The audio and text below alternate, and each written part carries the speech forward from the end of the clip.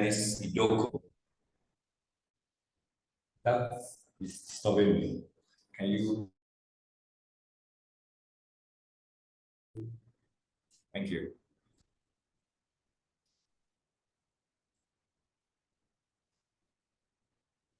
So you're welcome to the one of our public speaking and presentation class.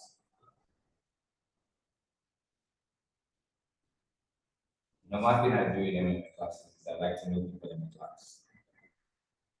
Actually, because I think for those of us online, if you cannot hear me, please call my attention so that we can all be on the same page. So in no particular order, we introduce ourselves, why you choose public speaking, where you work, then you rate yourself a scale of 1 to 10. How good are you public speaking? Please do it first.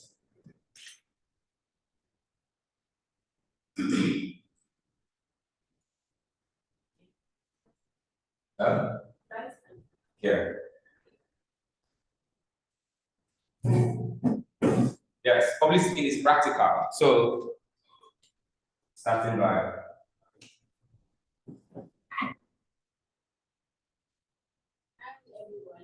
Hello.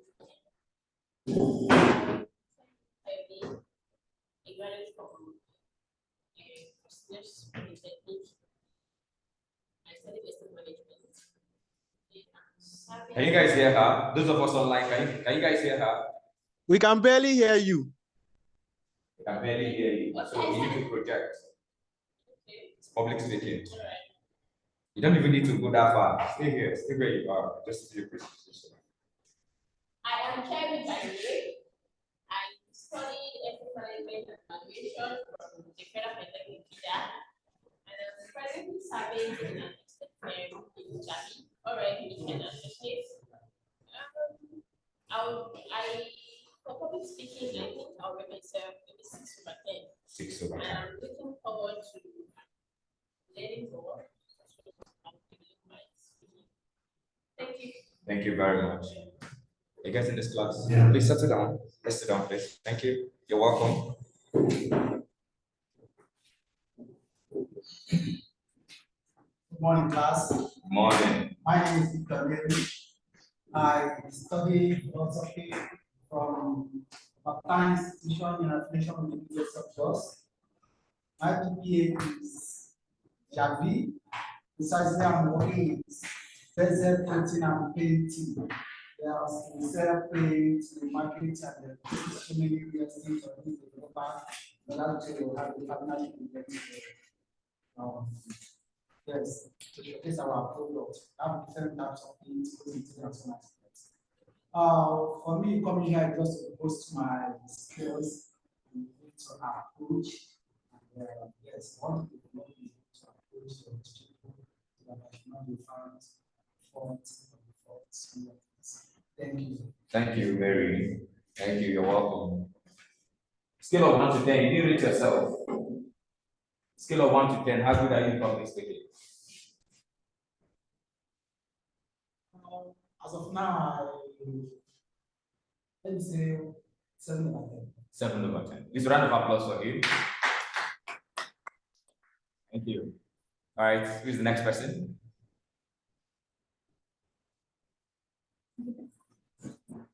Next.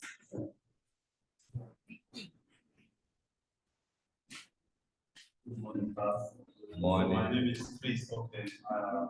If you want to call me back, Ministry of Agriculture first. So I decided to take this course because I want to boost my public speaking. So I can say that to rate myself, I'm going to rate myself 5. 5 over 10. All right, please a round of applause for him. I didn't get your name. Chris. Okay. Chris. Okay. All right, Chris, you're welcome.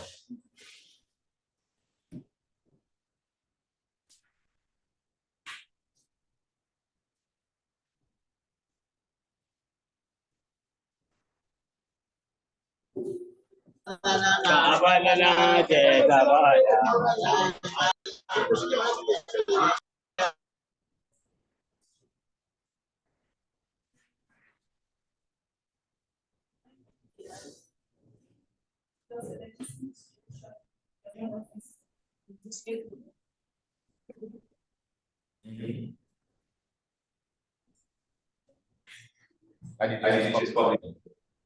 How did you choose public?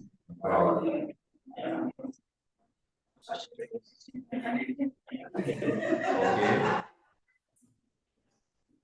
Scale of 1 to 10. 2 over 10. All right, these are our numbers. What's the name? Regina. Yes, who's the next person?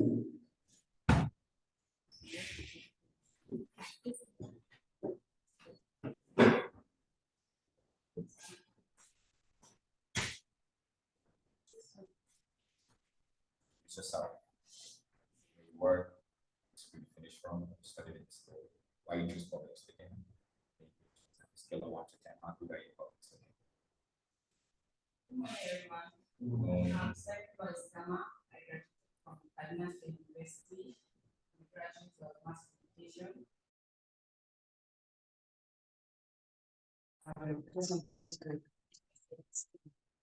Then I was speaking with the house stage, right? 5. Round of applause.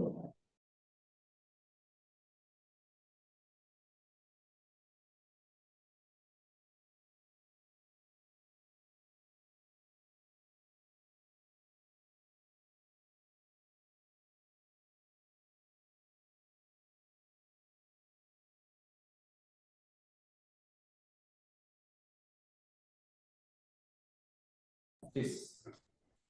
Maybe activity. Thank you.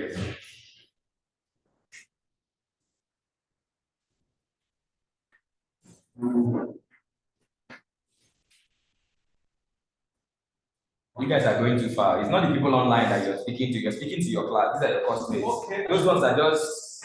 Okay. So it's your classmates. Everybody here. Those are the people you're talking to. Good morning, everyone. Good morning. It's Ube.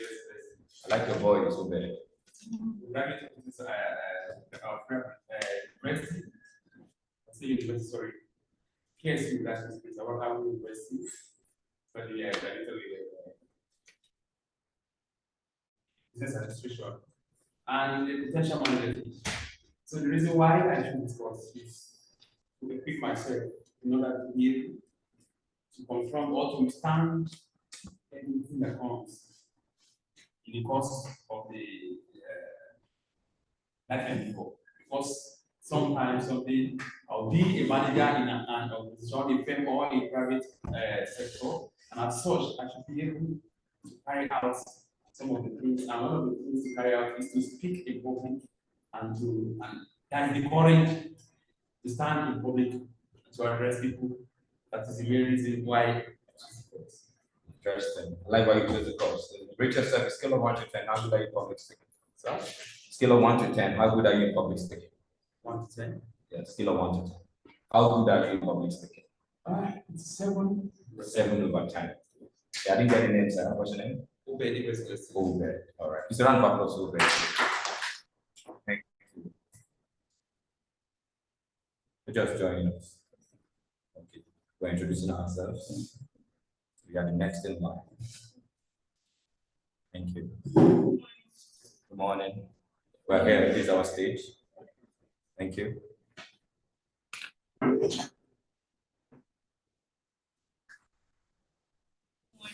name is Dorcas Station. You get it. Dorcas Station. Laura. Dorcas Station. There comes. Okay. What you studied school, which school did you finish from, what did you do, where you work, why did you choose public speaking? Then you rate yourself a scale of 1 to 10. How good are you in public speaking? Okay, what course did you get for? I choose 5. I'm adequate, so I'm not really sure what I expect. But I studied criminology and mass communication. Yes, mass communication. And staff at National Assembly. Okay. Yes. So why did you don't know the reason to choose public speaking? You just did, or you don't know. If what I exactly? did, it means because I don't know how to do it. And on the scale of 1 to 10, it's probably 0. Because I'm shaking right now. Your cats are. What's the meaning? Your cats. Your cats. Okay, your cats. Right. Okay. Your cat. No, before you go, the small activity. Your cat, what are your interests? What do you like? Crime. I like food. You like what? I like watching crime stories. Crime stories and food. Okay. Right. Excess consumption of food can cause obesity. No, I don't like food. You like to cook. Still speak on that. Excess consumption of food can lead to obesity. In 2 minutes. Talk to us about it. I don't know much about it, but obviously when you Wrong. You failed already. Okay. You don't apologize to the audience. When you're speaking to an audience, you don't start your presentation by saying, I don't know. So start again.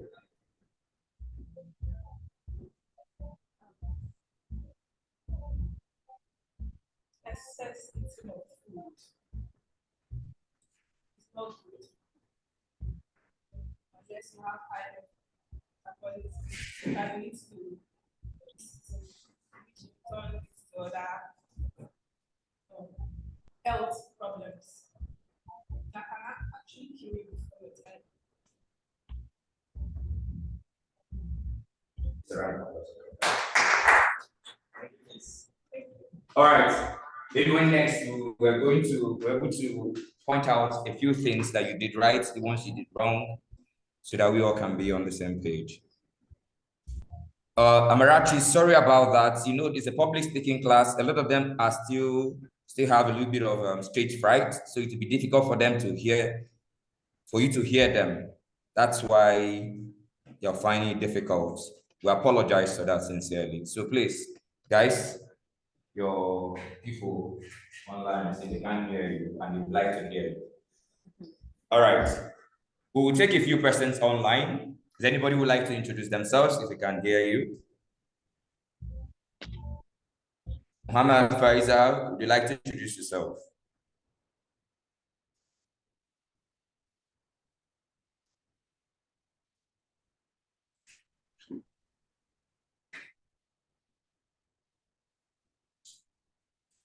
All right, so we'll just move.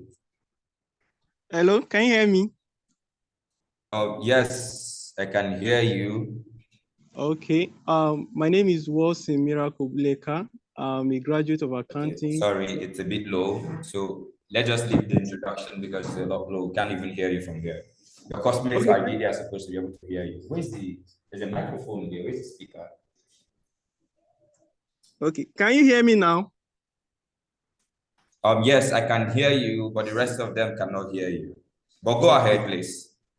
Okay. My name is Wilson Miracle Buleka. I'm a graduate of accounting, Kenu Lebens in Sarawak Polytechnic. I'm from Rivers State. I'm so delighted being in this class, although I was thinking today's class will be basically online because I wanted to attend the physical class. So getting to see some persons introducing themselves in the class, so I was like, okay, probably I will join the next class, which is customer service. So I'm very delighted being in this class. Hello, can you hear me? Yes. Okay. Okay, thank you very much.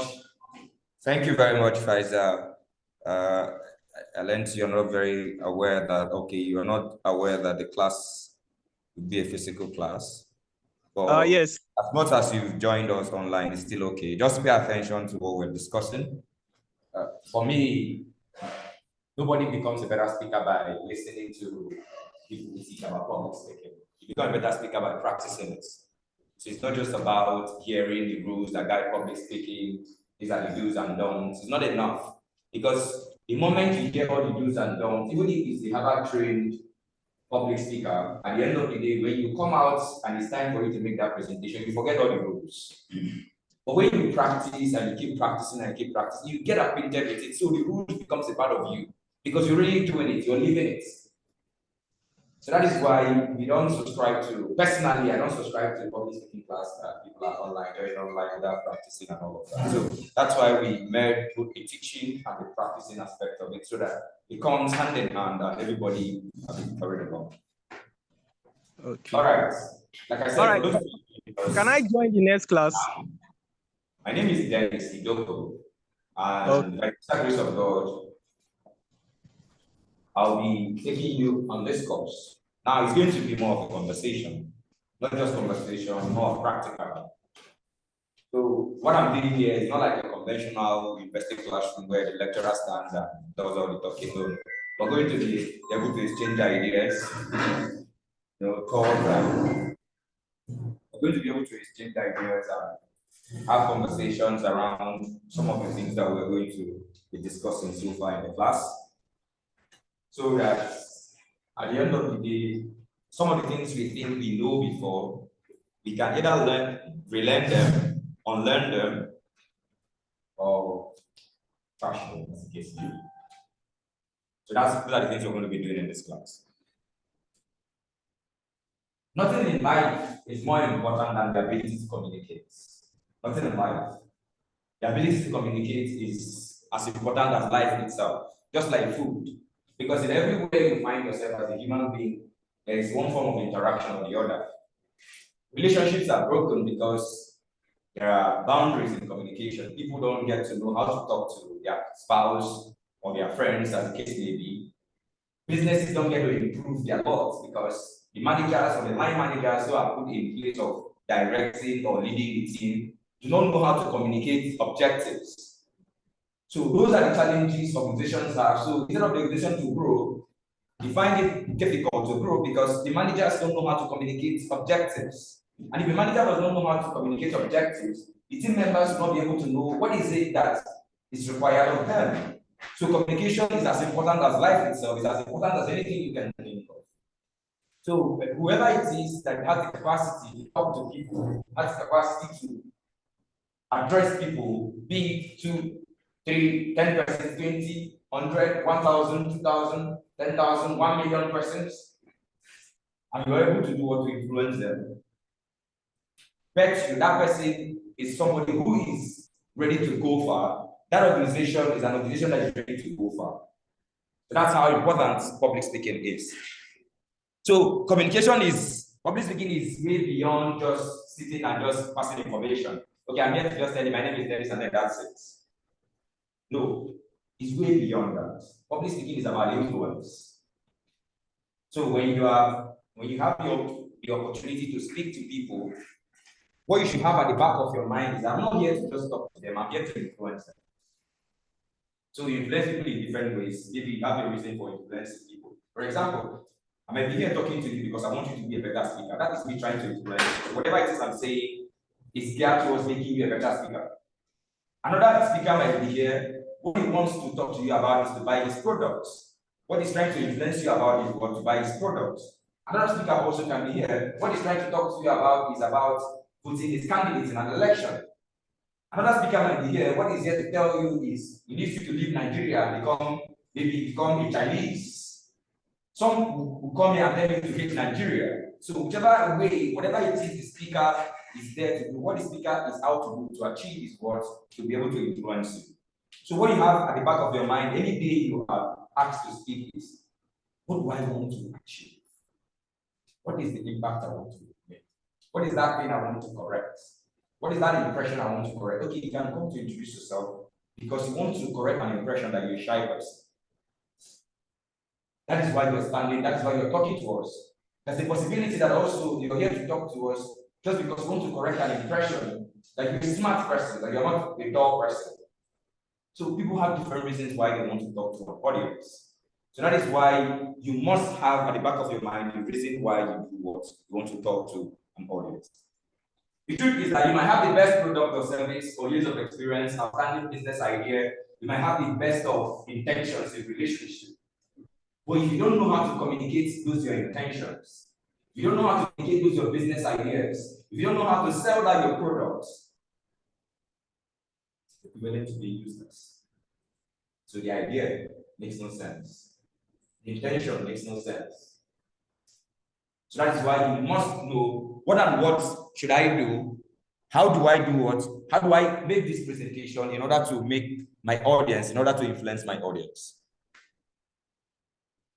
The art of public speaking holds many practical benefits that go far beyond delivering a project presentation or just making a successful or holding a successful meeting. It's way beyond that. Improving your ability to speak to an audience is on its own as important as life itself.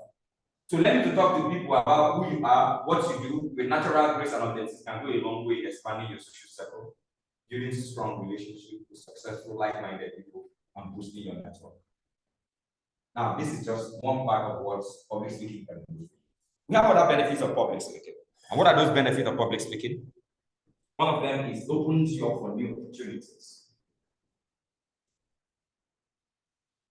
If you go to an industry meeting, maybe where, for those of us, you have a medical doctor there, you have a medical doctor, pharmacist, an engineer, okay, anybody that belongs to professional body. Professional body. Okay.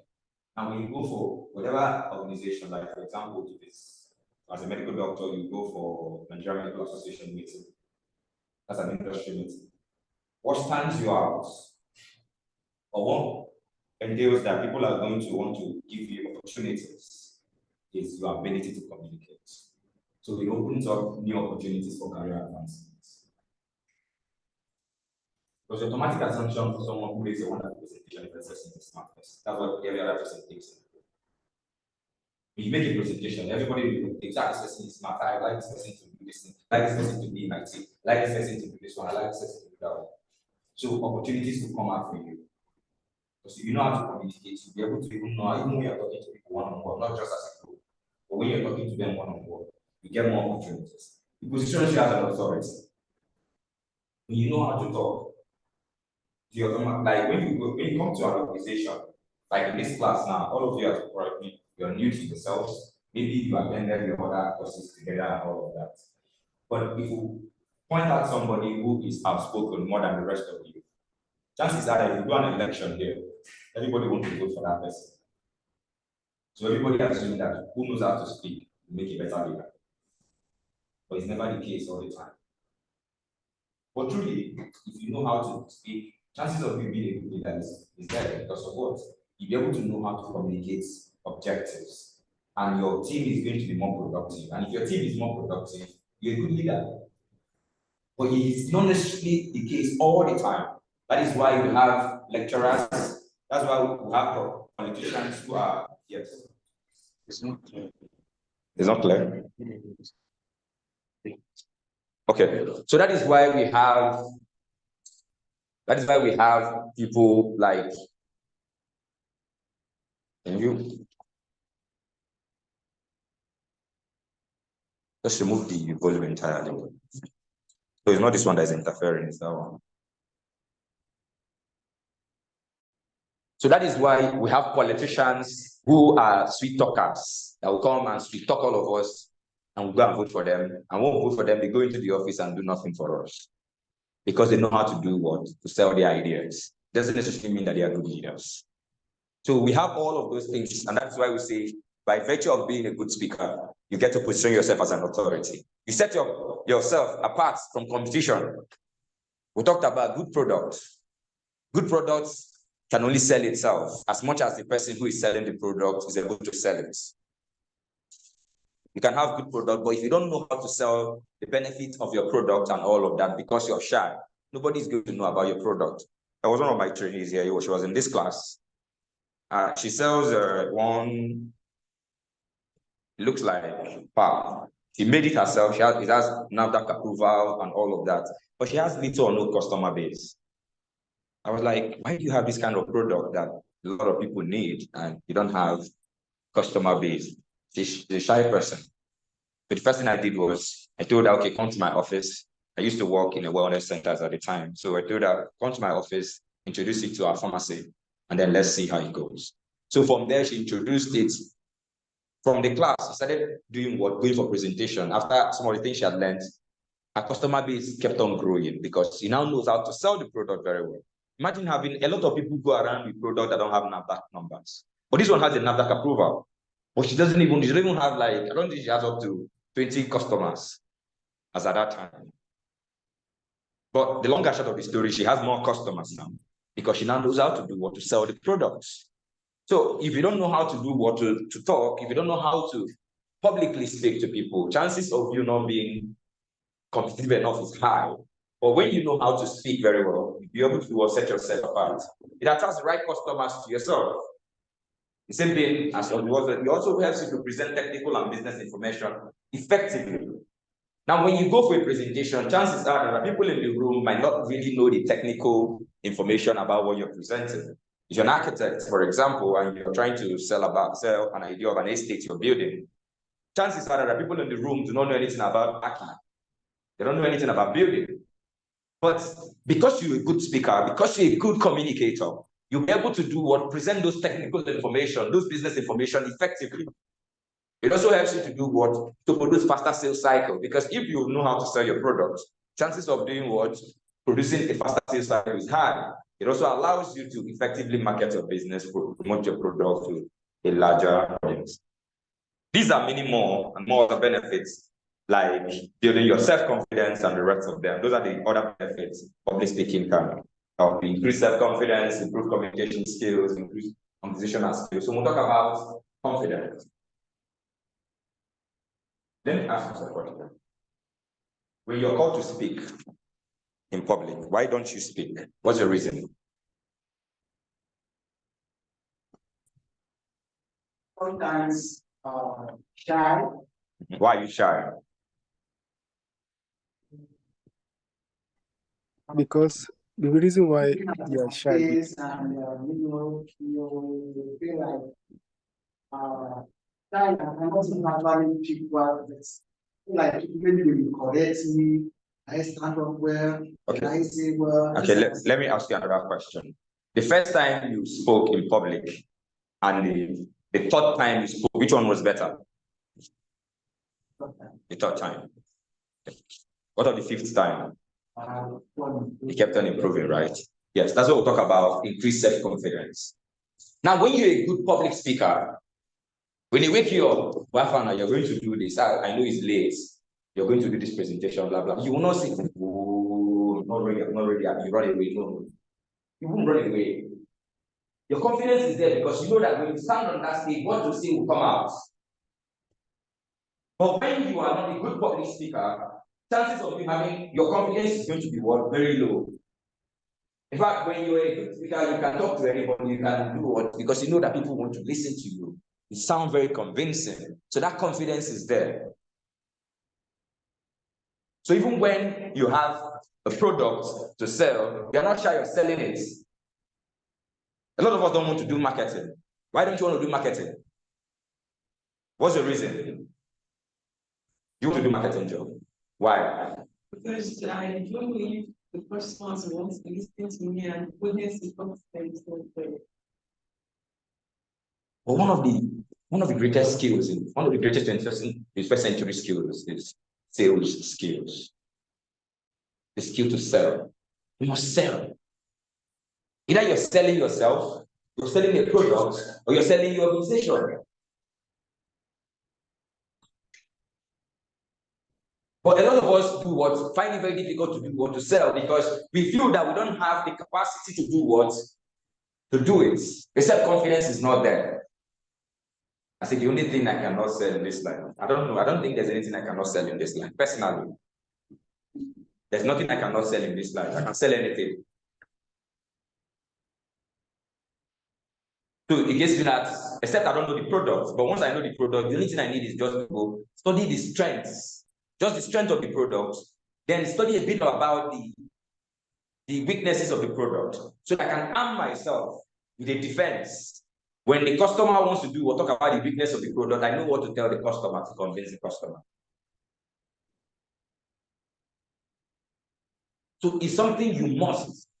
I was not always like this. It was over time. So you need to be able to reassure yourself that I want to do this, I want to do this.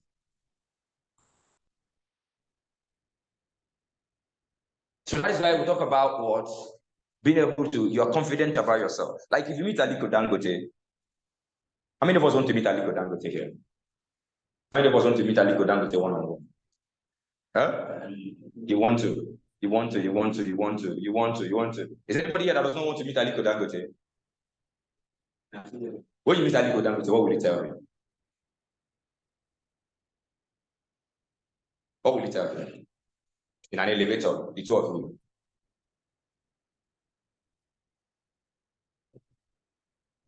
Will you not be shy? Probably just ask for a selfie. And some of you might not even have the boldness to ask for a selfie. Huh? Yeah, some of you might not even have the confidence to ask for a selfie. But that's an opportunity that you just missed. That's the money bag. So, but when you have an idea of who you are, you're confident about what you can do. Because you have something you can do for Aliko Dangote. Maybe you're looking for a job and you know that if they employ you, they pay you very well in Dangote Group. But you don't know how to sell yourself. So what happens if you get that opportunity, you end up doing what? Wasting it. But there's somebody that will get that same opportunity that you have. That person will do what? Will utilize it so much to better his or her lot. So that's what I talk about. But when you are a good speaker, when you already know, I've done this thing 1,000 times. I've met rich people, I've met influential people, I've been able to introduce myself. I'm a lovable person because there's a way I sell myself, they know how to be, the people want to speak to me continuously. They want to talk with me and all of that. So it gives you confidence. So when you now meet Aliko Dangote, you do the same thing you used on Tony Lumelu, you use it on Aliko Dangote, and it will work for you. All right, other benefit of public speaking is what? Improved communication skills. Can't overflow the importance of that. Improve communication skills. Once you're a good public speaker, your communication skill is improved. Increase organizational skills. One of the organizational skills we talk about is interpersonal skills, leadership skills. These are organizational skills. Being able to lead people, being able to organize, being able to buy resources or assign resources as the case may be. Communicate. Greater social influence. When you're a good speaker, you do what? You be. How many of you have seen somebody that you follow on Twitter or Facebook or Instagram, and then when you hear the person speak, sounds somehow? Has ever happened to you before?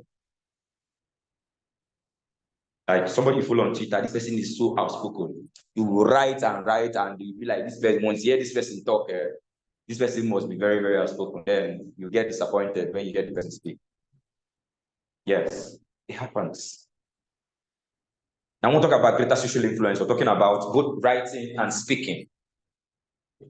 There are people who are so outspoken that when there are people on Twitter that if you follow them, you think these people are living the life. In fact, you think these people live with Asiwaju in Aso Rock because of the way they write and all of that. So they get to influence you. They get to, when they say anything, everybody buys the thing, say it's the truth. So when people also know how to speak, they get to have greater social influence. Because when they stand, people listen to them. And when people listen to them, they follow them. When we started this class, I told us that the whole essence of public speaking is about influence. That's the whole essence of public speaking, is about influence. So when you know how to speak, you're able to do what? You're able to do or wield those enhanced or greater social influence. Another thing is also, another benefit of public speaking is enhanced ability to listen. You can't say you're a good speaker if you don't know how to listen. So listening is a good word. That means because there's no communication with this two-way. You talk to your audience, you read their body language, that's the feedback they're giving you. Some of them will talk, that's the feedback. So you listen is also a feedback they're giving to you. That's why I would say public speaking also helps you with what? Enhanced ability to listen. Greater possibility to meeting new people. Mentioned that before. Chances of you meeting new people is higher. Lesser anxiety and fear when speaking in front of people. Because when you are good in public speaking, you don't get scared when they tell you, oh, okay, you have a presentation tomorrow. You just say, okay, no problems. You prepare yourself. Even if they told you in the next 1 hour, you have a presentation in the next 1 hour, you need to do what? You do what you go. Even if they tell you, like, you have a presentation in the next 5 minutes, because you're already a confident speaker, in the next 5 minutes, you go there and do what? You wow your audience. Because you can do it. It's something you can do. So it's not like it's is something you have to practice for years and all of that, because over time you practice over time. We're not saying even when you are a good speaker, you need to still practice once in a while. You need to still practice even when you have a new speaking engagement and all of that. But what if you don't have an opportunity to practice? What happens to you if you don't get an opportunity to practice? Like in the case of you have 10 minutes to go on stage, and you're just informed that you have a presentation in the next 10 minutes. And you have to do it. You don't get to have 10, you don't get to use 10 minutes to practice. Probably use 10 minutes to recollect your thoughts, but not practice maybe. All right, improved memory. People who are very good speakers have very good memory, because you cannot be a good speaker when your memory is not sound. Because you need to be able to remember things, ideas, stories to tell, different things, different concepts. You need to be able to connect different ideas. So definitely to improve your memory. And then greater control over emotion and body language. Those are the things we'll talk about, the benefit of public. And what is public speaking? What is public speaking? Public speaking is a process, an act or an art of making a speech before an audience. Now, there are two things that stand out in this presentation, which is what? ACT and ART. What is the difference between these two things? ACT and ART. What's the difference? Act and art. What's the difference? Yes. Art is. Now, which one is it? ACT or ART? ACT is what? Okay. Why art? Okay, this very one. It's the process of taking an action. Okay. When something is done by a process. Oh, this other one is. Thank you. Yes. That's this one. Then why that they don't public speaking is it's more like you think something the way you An art. It's a skill. Yes. So it's an act. That's the process. The action itself, the doing. It's also a skill. And these two things can be learned. The skill, because you can have the skill, but you maybe end up performing lowly. But if you're able to perform, you don't have the skill. So at the end of the day, these two things must agree for you to be what? For you to be a good speaker, for you to be a wonderful public speaker. These two things must be in what? In unison. So the action and the skill. And the good thing is that all of this can be learned, because when you have the skill, you'll be able to do what? Perform the act. Public speaking is a process. It's an act or an act of making a speech before an audience. Now, it's not enough to talk to in front of a group of people to be a brilliant speaker. It's not enough. Just come speak all in English. And then after every English is spoken and all that, nobody is influenced. Nobody understands what you're saying.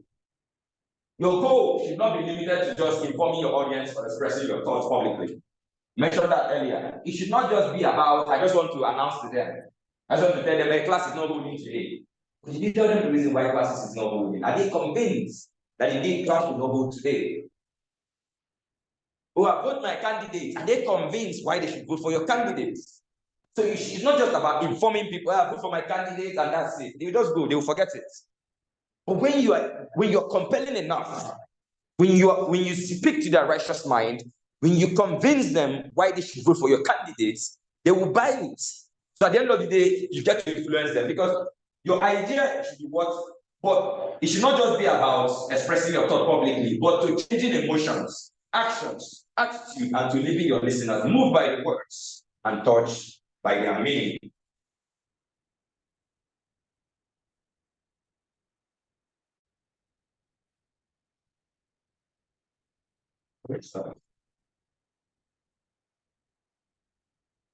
Some of us believe what we believe because somebody was convincing enough. Somebody was convincing enough. Second World War was caused by what? The power of words. The Jews are your problem. They've taken all your jobs. They've taken everything. They've kicked us out of jobs. So we need to kick them out of their jobs. It started from a small forum like this. It went bigger and bigger and bigger. He stood for election. He won. He went on talking and bigger. Before you know, they supported him, he killed 6 million Jews. Before you know, Second World War. Words. Boko Haram. Words. Christian extremists. Words. How many of us worship in, what's the name? What's the name of this church? I've forgotten the name of this church. You believe in whatever it is you believe in because somebody is able to do what to sell an idea to you. I used to say that I can set up a church that picks up arms and kill people. Yes, I can build a church like that, personally. The only thing I need is just to get all the verses in the Bible that's supposed to kill him. That's the only thing I need. And I'll build an army that uses AK-47. Be killing people anyhow. It's about convincing them. So even if you speak to 100 people, chances are that you're going to convince 2 people. And those 2 people have their self-influence. They convince another 2 people. Before you know, my church will be spreading. So we're radical Christians. We kill people. Blah, blah, blah, and all those things.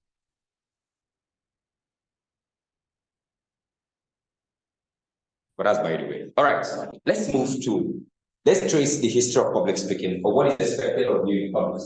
Please, before you move further, I have a question. I wish to say there are 3 parts of persuasion.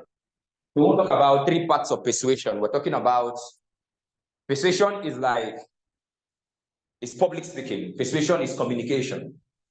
Please, sorry, before you move further, I have a question. In order for you to do what, to be a communicator, in order for you to achieve the role, or for you to achieve that aim of that persuasion, Aristotle is saying there are 3 things, 3 basic parts of persuasion that is present in every single speaking engagement. In every single speaking engagement, these 3 parts of persuasion are present there.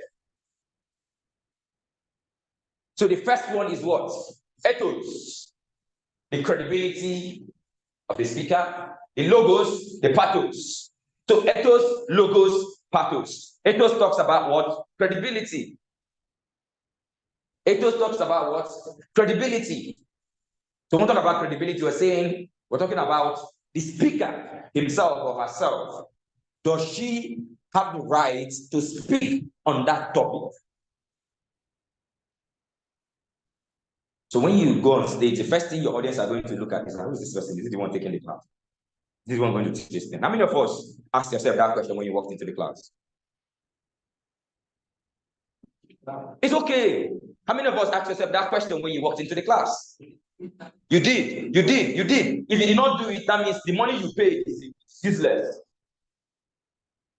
That's the truth. The first thing the audience are going to question, especially when they do not know you, speaker, is that they will question, who is this person really that really talks? Does he have the capacity to speak on that topic? So, as a Christian, you have the capacity to speak about the Quran, but there's a possibility that I've read the Quran, so I can speak about it. But the only way the audience can believe that, oh, this person has the capacity is when I have started talking. So by the time I quote the different verses of the Quran, and I'm able to teach what exactly it is, oh, that's true. I didn't know this guy is that smart. I didn't know this guy knew how to. I didn't know he knew about. So that's when you start convincing that you're bringing them into the words. Now imagine still talking about credibility. Please, I have a question, please. All of us here, we have a place where we enter buses or taxis when we're going to work, right? Like in our area where there is a bus stop or something where you enter taxi and all of that, right? We all have that shape. Now imagine one day you are invited for a top scientific program where the likes of Elon Musk, like all of the world greatest scientists, MIT trained scientists and all of that, is a world scientific program that everybody, like the best scientists are going to gather here in Abuja, in the International Conference Center. And then you walk into the room and the first speaker that is introduced is, you know that guy who they always load, they say, we say, along. You just see the guy, he's the first speaker that they introduced. What would you say? Eh? What is it doing? You ask yourself, what is he doing here? Is it a joke? I don't understand. Some people will stand up and walk out. Some people will leave the room. He says, this is a joke. Are they playing with us? Some people will be like, are you serious?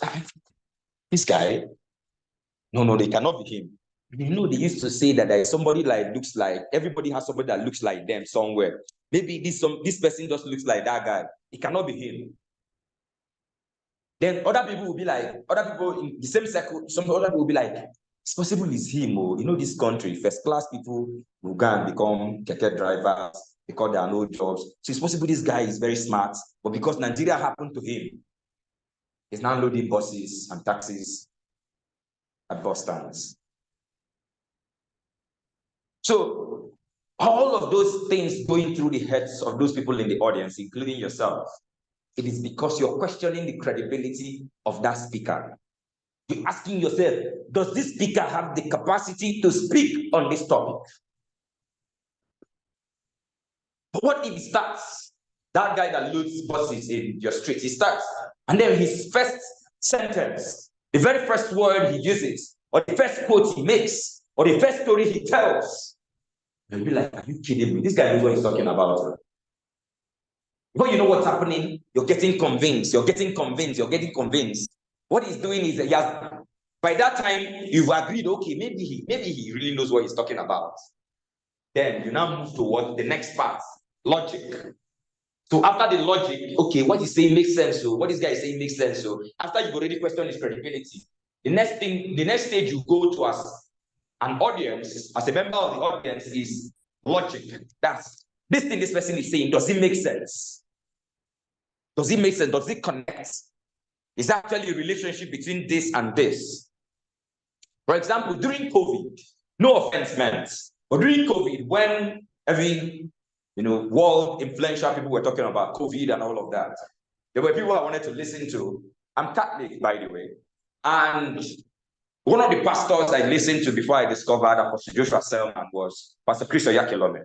So when during the whole COVID and all of that, I heard that Pastor Chris spoke about COVID. I wanted to hear what his opinion is about COVID. And lo and behold, I heard he said COVID is related to 5G network. I said, what kind of nonsense is that? Does it make sense? He has the credibility. He's a speaker I like to listen to. I love to listen to him. Like everything I do, I want to, if I sometimes like this, I want to speak like him. Like I loved him that much. But then, COVID, he started telling me that there's a relationship between COVID and 5G network. That we should not allow people lay cables in our street for 5G network. That they're trying to use 5G network to keep. Don't you have 5G in your phone now? Do you have COVID? It makes no sense. So you can gain your credibility from when you started your presentation, and in the middle of your presentation, you lose that credibility because you're not making sense. So your audience will do what? Will follow you. So credibility is something that continues until the very last part of your presentation. Credibility continues from the very beginning. Because there are people who do not need to introduce themselves. You already know them. They don't need to introduce themselves. If Barack Obama is going to be here to speak, what would you think? A lot of people will believe that Barack Obama will speak very well. What if Barack Obama comes and is doctrine? What would he say? He said, this is the real Barack Obama. He will lose his credibility for that presentation. I've heard Barack Obama stutter in the presentation.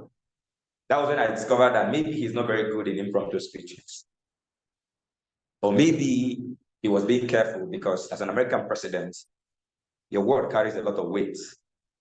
He was in Kenya at the time, was talking to, he was South Africa. This program, what's the name? Yali Africa. Yali Africa, he was talking to young African leaders from around the world. Some of them logged in, a lot of them logged in from their different countries through Zoom and the rest of them. So when they were asking him questions, the guys from Kenya were asking him questions about American foreign policy in Kenya and the rest of them. And he was is that not Barack Obama? What's that? Why is he stuttering?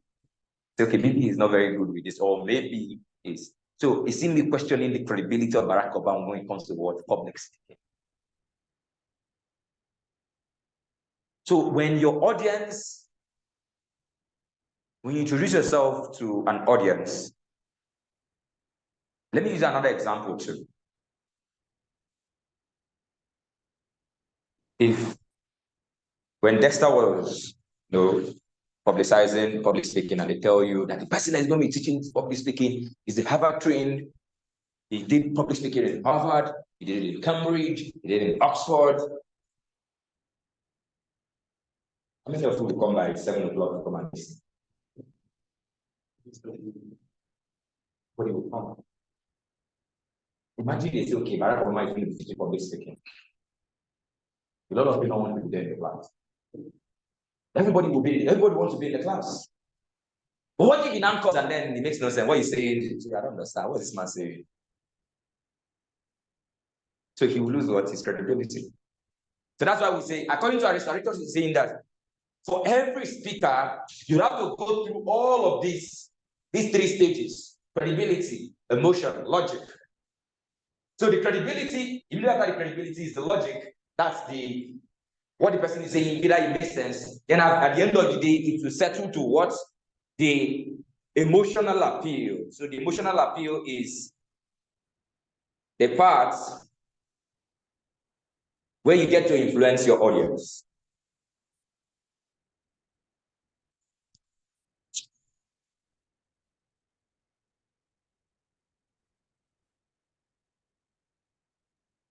So the emotional appeal, that's the pathos, is the audience have moved from credibility to logic. Then the final phase is what?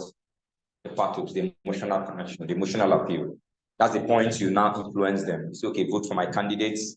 Tell them, okay, buy my product. Okay, start doing this. Stop trashing dirt on the streets. Stop doing this XYZ thing, as the case may be. So public speaking goes through all of these phases. I have a friend that still talking about credibility. I have a friend that before he goes on stage, you have to introduce him first. You have to introduce before he goes on stage. He can't just pick up mic and start talking. No. You have to introduce him, and introducing him is not just okay. Let's make welcome our next speaker and just mention his name. Like you have to start with. He has our next speaker is. He has LLB, the Canadian University, MSc, University of Manchester, founder, Rebels International Club, president, Gentle Initiative. You have to mention all of those things. If you don't mention all of those things, those are his portfolios. But if you don't mention all of those things, he will not go on stage. He won't go on stage because he feels that when you hear all those things, you will buckle up your belt to hear him, to listen to him. But the downside of that particular thing is that if they introduce you with all the bogus profile and you now go below expectation, just like when someone has told you about a beautiful girl, oh, this girl is too fine. Ideally, the girl is fine. But the way you now see her, you're like, oh, guys, has it ever happened to you? Yes. Has it ever happened to you? Yes. Then you're like, what is this? Really? And so why were they now, telling us that this girl is so fine, blah, blah, blah, and all of that? The truth is that there's a possibility that that girl is actually fine, but because your expectation is so high, so it no longer, if they didn't introduce, maybe they didn't tell you that she was so beautiful, you always say, well, this girl is fine, you would have just, seen her as a very beautiful girl. But because the expectation was so high, Nancy has said, what's the tell about this? Very good. It happens. So that is why you do what? If you know that introduction is you don't get to allow MC to introduce you and read out all your portfolio, then you can for MC hand. You mess yourself up at the end of the day. Because people will clap you at the stage. Thank you, sir. Thank you. Thank you. Thank you. Thank you. Thank you. You think they're clapping for you because you're done. They say, get out of that. Get out, get out, get out. Because you've fallen short of what expectation. All right, that's about Aristotle. The next person, still tracing the history of public speaking. The next person that also talked to us about what public speaking is about, or what are the things involved in public speaking, is a man named Cicero. Cicero is a Roman lawyer. So back in the days, the ancient Roman Empire, Greek, and the rest of them, one of the things that stand you out as an elite is the communication skills. So people who become leaders in ancient role are people who are very good at planning leaders. Those are the people that the world wants, the orators. Those are the people that they want to take sector and all of that. So Cicero is one of those people. So Cicero is saying that there are 5 canons of rhetoric. So when we talk about rhetoric, anytime you hear rhetoric, what you're saying, rhetoric is what public speaking. Rhetoric is what communication. Rhetoric is presentation. So he's saying that there are 5 canons of rhetoric. And canons are building blocks. The vision of canons are building blocks. Where things, what are public speaking is built on. The canons, just like when we say canons of science. The building blocks of science. So according to Cicero, Cicero is saying the 5 canons of rhetoric, that's the 5 building blocks of public speaking, is the first one is the invention. Invention, that's the first one, invention. So talk about invention, we're saying invention talks about the development and refinement of an argument. The development and refinement of an argument. Now, every presentation you're going to make in this life is an argument. Every presentation you're making, what I'm doing right now is an argument. There's a possibility that there's another person that will teach you this in public speaking and teach you a different thing. So every presentation is what? An argument. Argument doesn't necessarily have to be when people like, no, I don't agree with you. I agree. No, that's not an argument. An argument is you take a stand. You have an opinion. Like what Pastor Chris Oyakilome did during COVID was an argument. He took a stand that COVID has a relationship with what? With 5G network.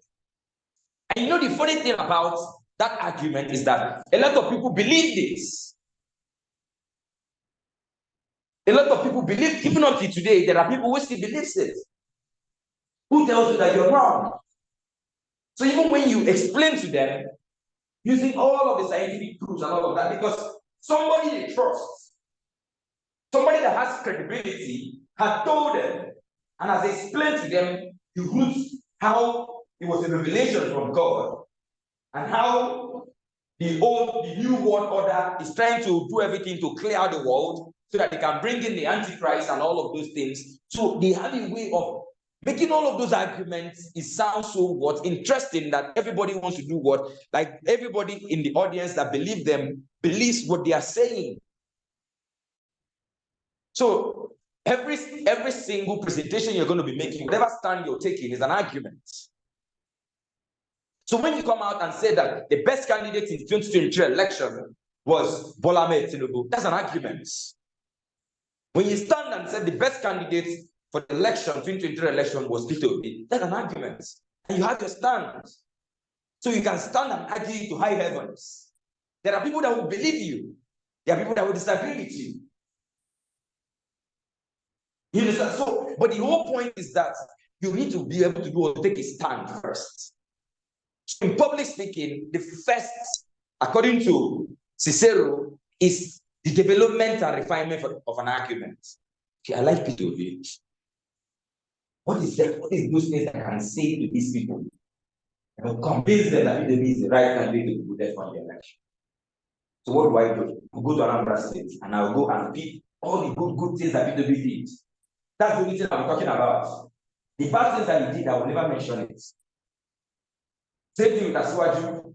I go to Lagos, it's my candidate. I go to Lagos, I pick all the good things Asiwaju did. Those are the only thing. So this is me trying to do what? To refine my argument, develop my argument, why you should vote for him. Or have a new product in the market. So what I do is to do what? I go over, I meet up with the technician, close up with the technician and the people who built the products to find out what are the strengths of this product. So the argument I'm building about this product is all of the strengths about the products. That's the only thing I'm interested in. So even if I'm going to, like I mentioned earlier, if I'm going to read about the weaknesses of the product, is so that I can have a counter argument. When someone tells me, "Well, this your product is like this," now I will not tell you, I will give you an answer to it. So Cicero is saying that for every engagement, for every speaking engagement you have, it starts with the development and refinement of an argument. So when you have a speech, a presentation to make, you need to take a stand. We used to do debates while growing up. We say, boys are better than girls. Yes, it was not the argument to you. Those are the debates we used to debate before, right? The girls will go home and articulate all the good things about girls. Boys will go home and articulate all the good things about boys. So that is them doing what? Developing and refining their own arguments. That's that invention that we're talking about. So when you have a presentation, that is what you do. You want to talk to people about trashing things on the streets and how hazardous it is. You've taken a stand already. What you want to achieve is that you want Abuja residents to stop trashing their beds on the street. They should rather keep it in a place where the people that are supposed to pick it and trash it, supposed to come pick it up and trash. So what you do, you take a stand. But what if you want them to be keeping it there? Because if there's a benefit of keeping it there.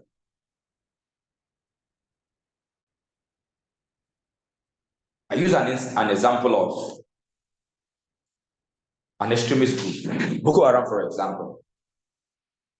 When someone comes and say, it is an individual. Okay, let me even ask us, because it's good that we have these classes. I usually take opportunity to do a little bit of pep talk when I get to talk to young people like all of us.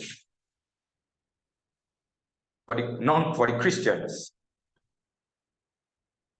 have you ever heard that when you kill, you get 70 virgins in heaven? You believe it? You believe it?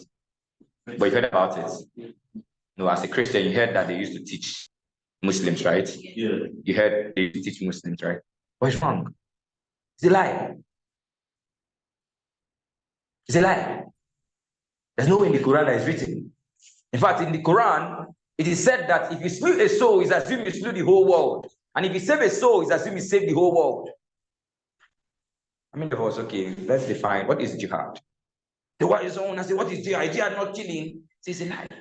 If you see a broken bottle on the way and you know that this bottle is going to injure somebody, when you pick it and trash it, so it doesn't injure somebody, you're performing a jihad. Do you know that?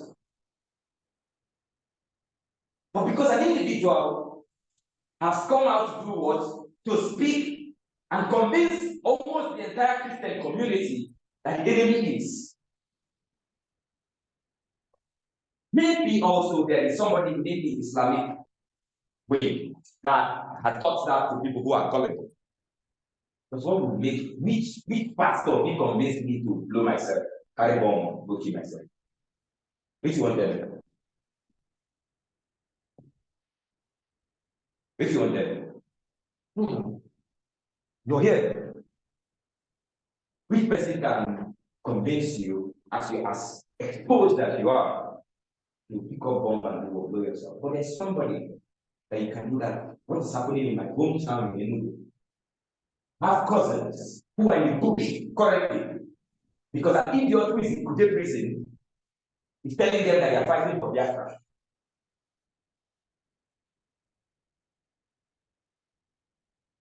And ask the question. If you want to uncle, that's one of the things they tell them, like making them pick up and then acting Biafra. That they told them that Biafra comes.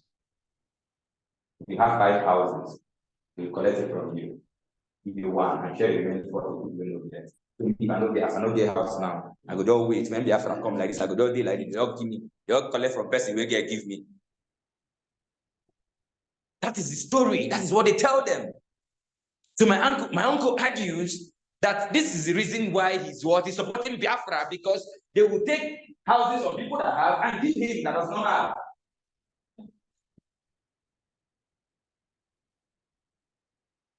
Does it make sense? But he believes it.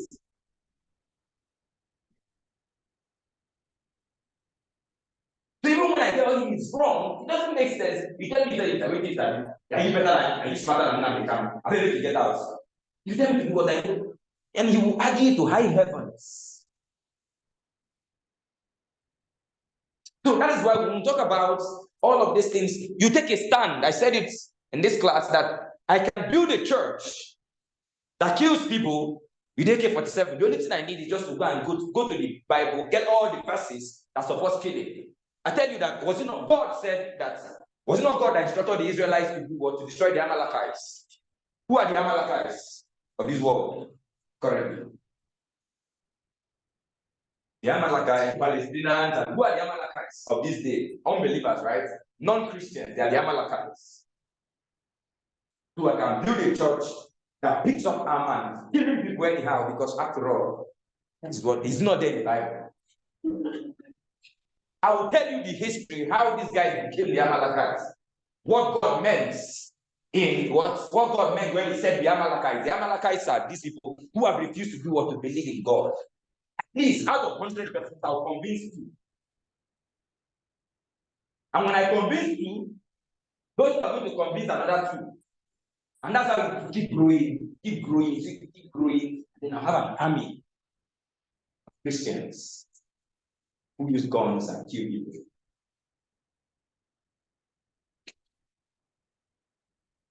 So that's why we talk about what you need to do as a public speaker is to be able to do what first is to develop your own argument. So what's your argument? Let's just say your product. Okay, your argument is that you want your audience, you want your team members to be more productive. So what are those things that can make them more productive? You've already developed it, you've already refined it. So when you're selling to them, you're selling with a lot of conviction. So they'll be convinced. And once they're convinced, you've got them. That is what the first one, invention. The next one is arrangements. Creation of what? Of a structure. Arrangements, step by step. Creation of a structure. So that's the next canon of rhetoric. Creation of structure. A step by step.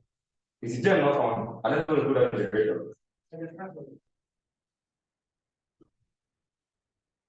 The creation of what? A structure. So we talk about the creation of a structure. We're talking about, okay, a speech starts with what? First thing a speech will start with is an attention grabber. Attention grabber. Attention grabber is that thing that can get the attention of the audience. I want them to do what? To listen to you. Your attention grabber could be a quote. Your attention grabber could be a story. Your attention grabber could be a statistics. It could be a question. It could be total silence. Walk on stage and then you keep quiet and looking at everybody. That's your attention grabber. You planned it. So when you're writing your speech, you say, okay, what is that thing? What's that punchline I hit? So that's why most of the people, when they start their speech, they start with the quotes. According to Aristotle, he said, to your audience, do what? That thing will just pick, or you ask a question, a rhetorical question. You're not expecting an answer from them. But what you want is to do what you want to. Bring up their thoughts. Let them start thinking. Wire their brain in such a way that they start thinking. That's you asking a rhetorical question. So for every speaking engagement, it starts with what? That first thing, which is what? Attention grabber. That's why we say arranging for a coherent argument, arrangements, a structure, creation of a structure for a coherent argument. So when after your attention grabber, you take your introduction. That's introduced. What are the benefits of the class or whatever it is you're teaching them? What's the learning outcome? What's the learning objective and the rest of them? And afterwards, after the introduction, then you move to the body. That's actual presentation. After the actual presentation, conclusion, then a call to action. The last one is a call to action. Every presentation you make must end with what? A call to action. It must end with a call to action. Because a call to action helps you. So for me now, I want to build a church that kills people. After teaching them and I tell them, okay, who has the IQ-47? Everybody say, my phone. They raise it. And I'll say, okay, let's go and kill the Amalekite state. Attention, that's me doing what? Giving them a call to action. Or whatever it is I want. How many of us will vote P2B? They will shout, I will. How many of us will vote Asiwaju? I will. That's okay. Go ahead and vote. That is me what? Engaging a call to action. The last one is what? That's what we'll talk about. Arrangements. Because after invention, you now get what arrangements according to Cicero. Another arrangement talks about creation of a structure of a coherent argument. The next canon of rhetoric is style. Style. That's the next canon of rhetoric. The process of determining how to present your what?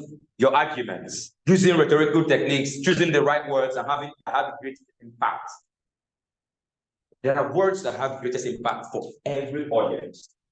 Every audience. For instance, as an Igbo man, one topic that is very, very, very, very, very, very critical for an Igbo man is the word Biafra. We mentioned the word Biafra. Every average Igbo man will feel like a nod. No matter how exposed, no matter how civilized the person is, every Igbo man has a soft spot for the word Biafra because of overtime. That's the same thing with every average black man in America has something. When you hear anything about slavery or anything that looks like slavery, argument about slavery, subjugation, once it comes up like this, you see the person becomes like an animal, like he start acting up and all of that. So every speaker must choose the words that they need per time. It could be for positivity, it could be for negativity.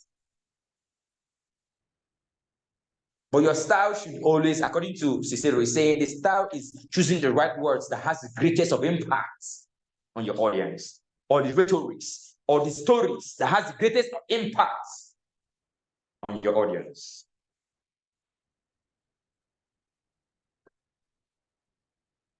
One of the things that is trending on Twitter now is Yoruba. What is Yoruba? And he was shouting. There's one guy promoting, say that all the states in Nigeria, all the states should demand that if you're operating in their states, you should come and have your headquarters in their states and not have it in Lagos. People are buying it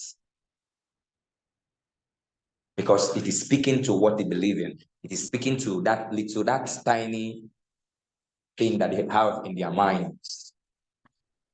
So why we're in this class is there's a power you have as a public speaker. You have a lot of power as a public speaker, a whole lot of power. So the question you ask yourself is, am I getting this power to improve the human race? Am I getting this power to improve myself and myself alone, being selfish about it? So you only think of yourself. So when you know, so that's why you know how to use empowering words. See, when you talk to your audience, even if you're the smartest person in the world, as if I'm not get sense. Imagine you're telling your audience that not get sense. Words. So when people say motivational speakers perspire to aspire to require to whatever it is, you used to say that motivational speakers do and all that. So people they use it to diss up the motivational speakers, but they do not even know that those things. There are people who have built businesses because of those perspire to aspire to require to maguire. Yes, there are people who have built businesses out of those perspire to acquire. That's what impact of words. Personally, I've always been deliberate about relationship. The young man. But I became more deliberate about relationship. I became more intentional about relationship when I started listening to Apostle Joshua Selman. So when you become more intentional, so personally I became more intentional about relationship because of those. So he knows the right words to use per time talking about relationship and all of those things. So those are the things that have the greatest of impact. Every Nigerian want to be successful, want to have money. So when a Nigerian speaker is talking to you about relationship, that relationship is the way to do what to get to that point. You see, they listen to you because those things have the greatest of impact in what they are looking for, which is money at the end of the day. So when we talk about what Cicero is saying, he's saying that you have to do what? Choose a style. You have to choose a style that helps you to do what? You know the right words to use, the right rhetorical techniques and body language and all of that. All right. The next one is memory. The next canons of rhetoric is memory. And memory talks about, you can't say you're a public speaker when you don't have a good memory. You must have good memory. You should be able to memorize things. You should be able to have information in your head. So that is another canon of rhetoric, that to the process of learning and memorizing the speech while making it sound natural. That's what we talk about memory, memorizing. Because there are some things you make your research, and at the end of the day, if you don't remember the things you research, you probably don't do a good presentation. But when you make your research and you're able to remember the things you've researched and use that to do what?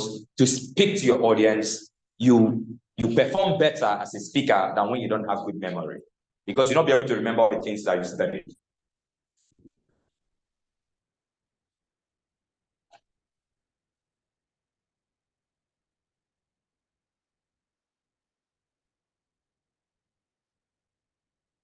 And then finally, the next, that's the rhetoric, is delivery, the process of effective use of voice, body language, and all of that. That's delivery, the actual presentation.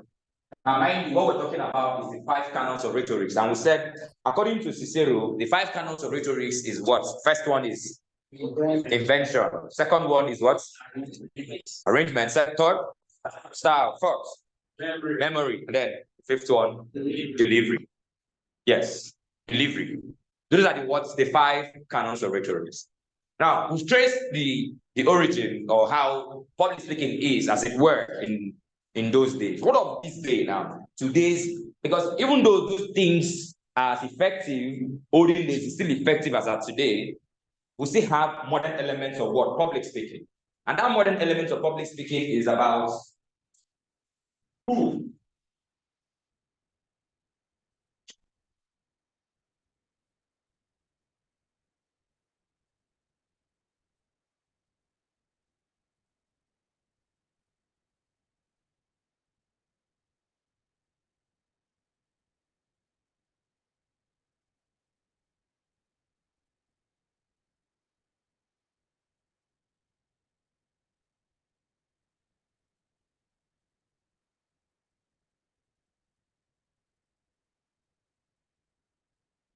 All right.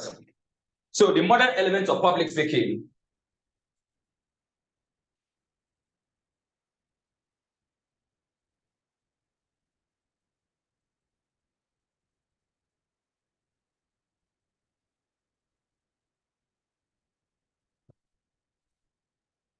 So the modern element of public speaking has been broken down to who is saying what, to whom, using what medium, and with what effects. Who, what, whom, medium, and what effects. So that is why when you're called a city, Mr. Obed, you have a presentation in 2 days' time. The first question Mr. Obed will ask is, who is my audience? That's the first question you ask. Who is my audience? My audience, young people, because the way you prepare for young people is not only the way you prepare for older people. The way you prepare for educated people is very much the way you prepare for what? Uneducated people. So there are some things that you should be able to know your audience. Like, for example, we're talking about audience, knowing your audience and knowing what is it that you're going to be talking to them about. Even in writing, I used to say that Wale Soyinka does not write for me. Because there's no way, if I read Wale Soyinka's work, I start headed. Just within the first If I read the first page, second page, my head will start banging. It doesn't write for me. That's what I think. And for those of us who are in literature, there's what they call their kind of writing, those kind of people, the way they write and all of that. Huh? You see? This Shakespearean, is that what they call them? So it's not Shakespearean. That's the kind of way Wole Soyinka writes and the rest of them. His style of writing is not me. It doesn't write for me. So that is why I say everybody you have to first of all know who your audience is. Also yourself, what is it that you want to achieve? What is it you want to tell your audience? What effect? What medium? Do you want to write to them using social media? You want to talk to them, tell a video on YouTube and all of those things and all that. So you need to be able to know which way, what effects, what impact, as the case may be. You're sharing now.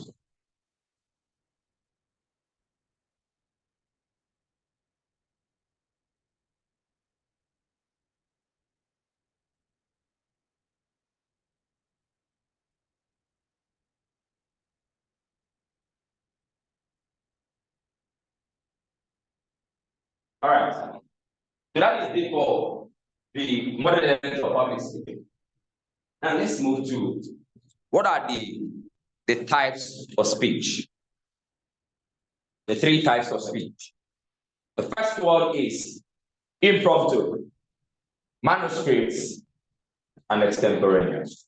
What is an impromptu speech? An impromptu speech are those speeches that you're not prepared for, unexpected. You just came and you just say, okay, do this. Impromptu speech is prompted by the occasion rather than being planned in advance. You have little or no time to prepare. The next kind of speech is what? Manuscript speech. Manuscript speech is a speech that is written, you read word for word, line for line, without adding or removing anything. When every word used carries a lot of weight and should not be misquoted. Every single word you say carries weight, has a meaning, and should never be misquoted out, because once it's quoted out of context, it's a problem. Like, for example, when Buhari said was it Onga 77 or so, in Onga 77, where the gist about him saying that Nigerian youths are lazy. If it was a manuscript speech, a lot of you would not say that he said Nigerian youths are lazy, because he didn't actually say Nigerian youths are lazy. But what did the spinners do? They spinned it around and turned it as if he said Nigerian youths are lazy. How many of us listening to that? Listening to that video? How many of us? How many of us believe that Buhari said Nigerian youths are lazy? Yeah? You believe. All of you believe, right? How many of us watched the video?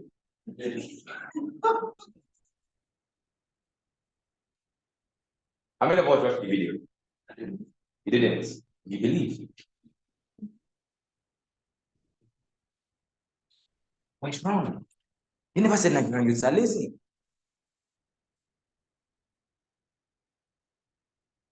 So, but that is why social media is so powerful. Buhari will go to his grave, that insignia of a Nigerian president that said Nigerian youths are lazy. I mean, he never said that, actually. His exact words are this. We have a very young population, a lot of them below the age of 30. Some haven't been to school, but because they say Nigeria has been an oil nation, they want to get everything for free. But I want to tell them, you can't give them everything for free. How does that translate to Nigerian youths are lazy? This was Buhari's exact speech. It's still on YouTube. You can go check it. How does this thing I just said now, how does it translate to Nigerian youths are lazy?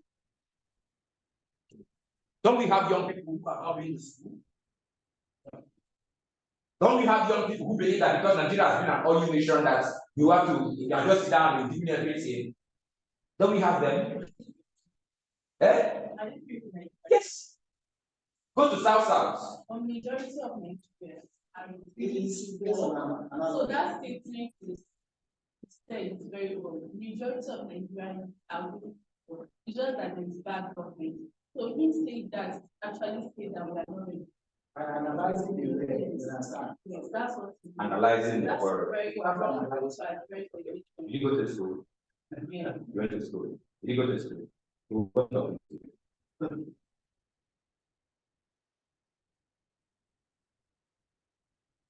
Is, when people, it's power, words are very powerful.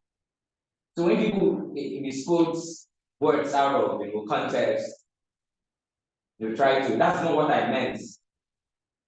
You go explain. No evidence. So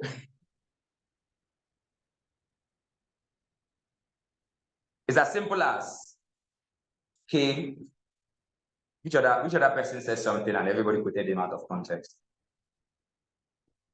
There were a lot of things people say. They just tell you, but that's not what I meant now. That's not what I meant. That is why every world leader reads the written speech, the manuscript speech. Every world leader. Because whatever they say can affect the stock market. Like if the president, something the president will alter, just one mistake he will make it to affect the stock market. People will start pulling out their money from that country. Because this man, they talk. This man, if you don't go mad, let me pull out my money before anything happens.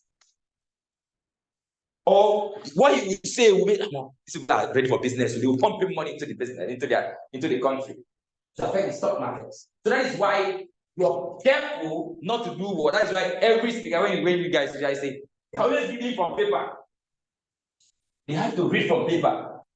Because if they don't read from paper, investors might not be, because not everybody will have the capacity to be able to explain. Even when they explain, say people will still twist them.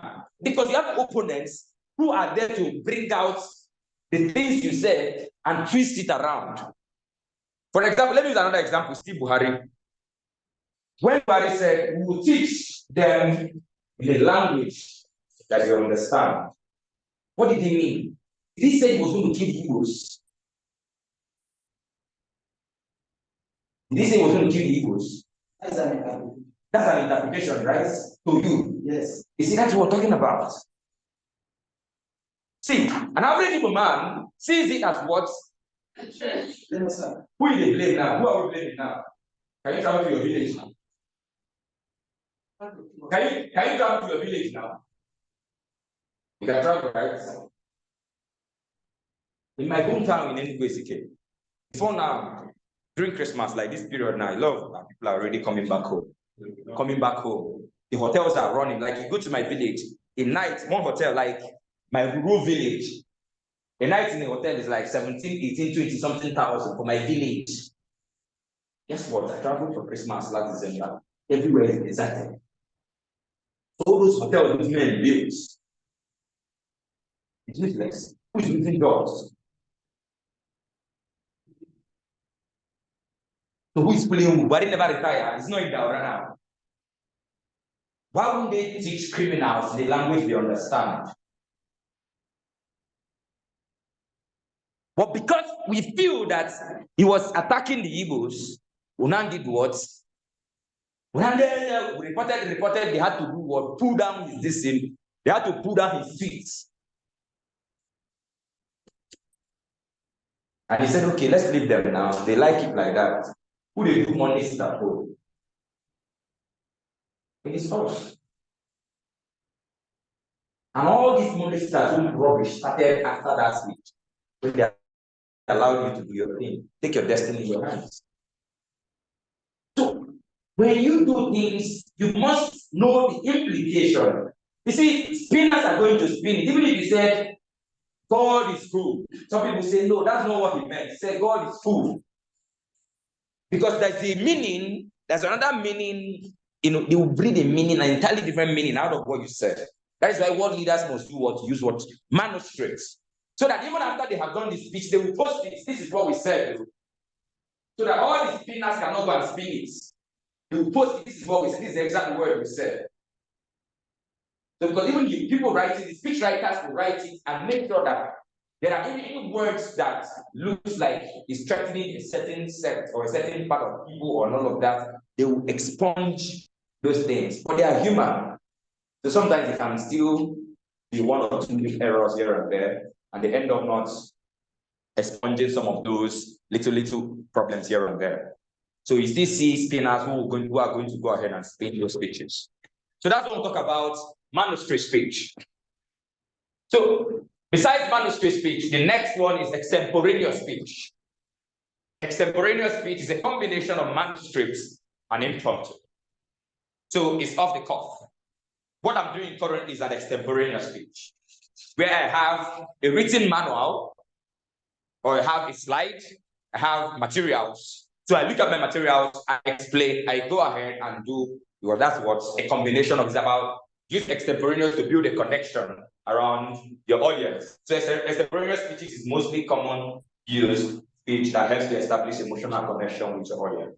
So I can move from politics to religion, to life, to relationship, still fall back to what's the main points of the presentation. That's extemporaneous speech. Having said that, among these three speeches, which one is the easiest? And which one is the hardest? Which one is the easiest and which one is the hardest? Extemporaneous, impromptu, manuscripts. The hardest. Same thing. Same thing. You agree? You agree? Same thing. Okay.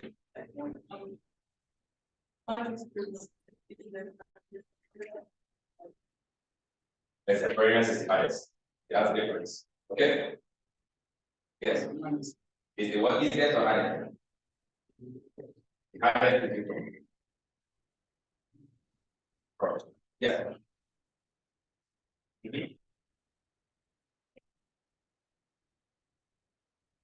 It is.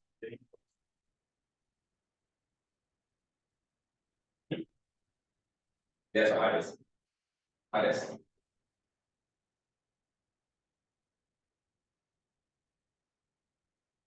Yeah, I agree with that. Yes. Which one? Easier. Because it's hardest. Extemporaneous. Okay. I think the fourth one, The hardest. Yeah, agree. Yeah. Same thing. Okay. But I don't agree.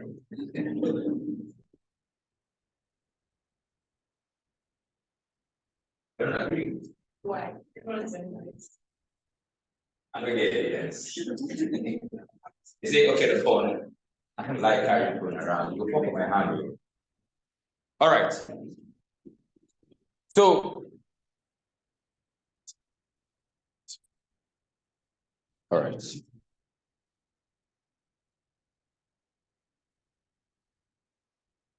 Okay.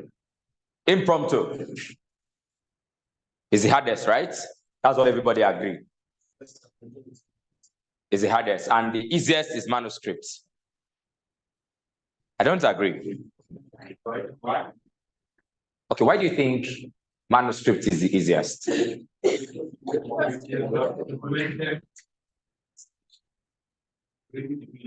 Okay, I agree with you. You know why I like this class? Because we're going to practice it. Then we'll not be the judge. So which one is the hardest? And which one is the what? Easiest. So we'll be the what? The judge. But for the sake of learning and for the sake of, okay, personally, individual differences. That's why we had people who believe that, yes? Like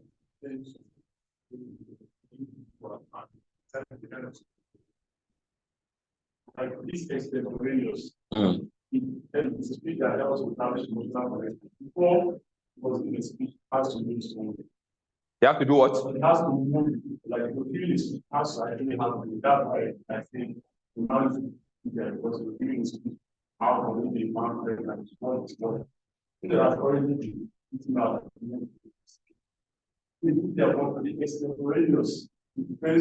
What is the essence of public speaking?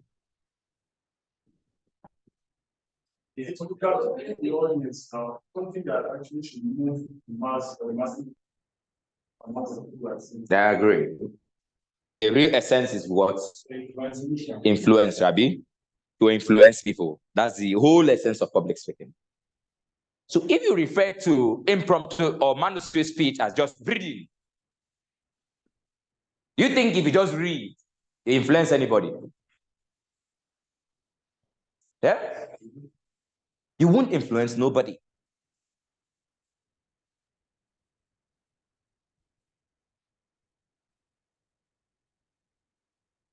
The thing about manuscript speech, that's why when they say, but he's always reading from his paper. He's always reading, all the Nigerian police, and they're always reading from their paper. So if they give you that speech, you know, if you read them, you won't make sense out of it. I bet you. Because the truth is, you're not going to be the one to write your speech. As a president, you can't write your speech yourself.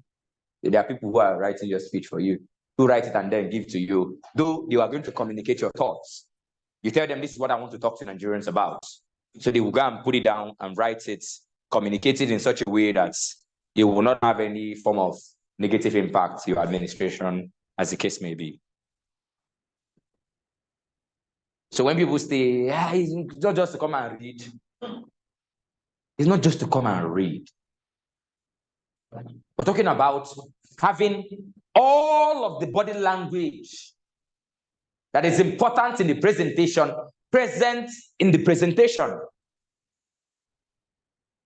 Maintaining eye contact. The rising and falling of your tone. Gestures. Laugh when necessary. Smile. Frown. Get serious. Look a bit unserious, but still not remove or add anything. If you ask me, yes. My question is, after maybe you are writing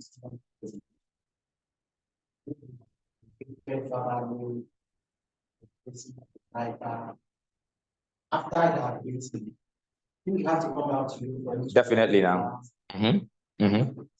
Yeah, sure. The person has to bring it back, and then you make your corrections, make your inputs, and she can fly. You say, okay, this is good for me to do. I go ahead and do the presentation. Let me use this. Okay. I want to say that right now, please can you enlighten us more, because is it the words he used or the style he's using, or based on what is passing? He writes in a cryptic manner. Cryptic manner. It doesn't really, like, it's not straight. I'm a straightforward person. I don't read this thing and understand what it means. But it's the way he writes, like, you have to read a line, memorize it, think it through, then understand what he's trying to communicate in that line. That's very words. Not just friends, I'm not What's the vision of literature? What's the vision of literature?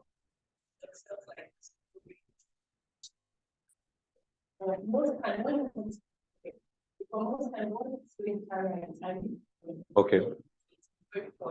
What's it? Yeah, cryptic. Okay. But well, we have people like, we had lots of people who wrote. I'm a literature student too. I did literature, and we had people that could understand what they were writing. Like The Long Way Home, what's the name of this? The Naked Soul, and the rest of all those poems and all of those things. I could understand what they are writing. I could relate to it. But when Shoyinka writes, I start having headache. I'm like, what is this? That's why I say it's not for me. It doesn't write for me. Okay, maybe that's why I abandoned literature. So the last Yes. question I have is, yes, when Buhari made that statement, and teach them a lesson, I think that is very difficult for us to compete. You know, for me, not for that person, what language do you use, and how do you understand that? And what actually was it trying to do? Okay. There are people who do not know what we went through because of the war we fought. Like if you've witnessed war before, you never pray for war in your life. You witnessed war before, you never pray for war. Or you've seen somebody, you've read literatures about wars, you will never pray for war in your life. So some people are here trying to fan the embers of violence, religious intolerance, ethnic intolerance, and all of that. What other language do people who fan those embers of violence, what other language do you understand besides force? Is there another language they understand besides force? That's the only language they understand. So the president is saying that if you know what we went through as a nation for that 30 months, fighting in the bush, anybody who feels that he can just wake up and still want to bring up that same thing again, that will go through that horrendous war all over again, that a lot of people have not still healed from, we'll teach them in a language they understand. And the language they understand is, someone who stops me from going for my business. My parents still live in Onitsha up to today. My mom cannot go to market on Mondays. Because she goes to market on Monday, they will kill her. So do you think if they kill my mom because he went to market on Monday, I'll be happy with any freaking Biafran man? Sorry, what I'm saying is, first words, in a sense, I know it's. Is the president, is the commander-in-chief. Yes, that's what I'm saying. So the language a criminal understands is force. Yeah, go ahead. Like, the way I just need from your own perspective, understanding of this way now, what he meant for me, I think that by him uttering this word, that is a little manuscript that we are going to teach them what the language of, which means it's going to net hard on them. See what he's saying? Yes. So if we are interpreting it in this way, maybe from what I say, I'm wrong or you're wrong. Then I want you to teach words, choice of words. How do we translate that? Was not actually what is. Okay, how you need to understand is, okay, who is it talking to? Context matters. Who was he referring to? Is he referring to the entire Igbo nation? Because I'm an Igbo man. Was he referring to me? Am I an IPOB member? No. Do I cause chaos everywhere? No. But I have uncles who do. I have cousins who do. So who is referring to is those my cousins. It's not referring to the entire Igbos. Just like when someone who is a bandit, for example, or Boko Haram member, for example, which other language do Boko Haram members understand besides brute force? So when you are talking to, just like when you go maybe in a church, for example, a pastor is preaching about sin, and you just committed fornication yesterday, and he was talking about fornication. How will you feel? Yeah? You feel attacked. So in your but what if you did not do anything? Maybe you've never had sex for the past 1-2 years, and they're talking about fornication. How will you feel? You know, wait, nobody mean that they talk to. You wouldn't even think about it. So communication is about who you're referring to per time. So when I say I would teach them in a language they understand, and I'm referring to bandits, I'm referring to IPOB members, I'm referring to Boko Haram members, I think every right-thinking person should understand that that's the only language they understand. Brute force. Except deep down, I support what IPOB is saying or what they are doing. So when they now say, I will teach them in a language they understand, that means I feel that it's me they are referring to. I don't know if you understand me now. That means it's me you're referring to, because If I support IPOB, for example, if Buhari had made that speech, I would say, why would he say that? Why would he say that? Because I feel that he's attacking me. Because I support them. But if I don't support them, I won't feel like he's attacking me. Yes. When we were talking, we talked about eye contact, maintaining eye contact when giving a public speech. To me, is your opinion that when you're talking, maintain eye contact? Because me personally, that affects my times. Like when I came to the came on the stage to speak, the moment I look at the eyes, my first speech I think was out of the way. And then not just this. When I was in school, there was a time I presented or I handled a presentation, and the woman was talking, and my eyes came in contact with my lecturer. False lecturer. Was that? He became confused.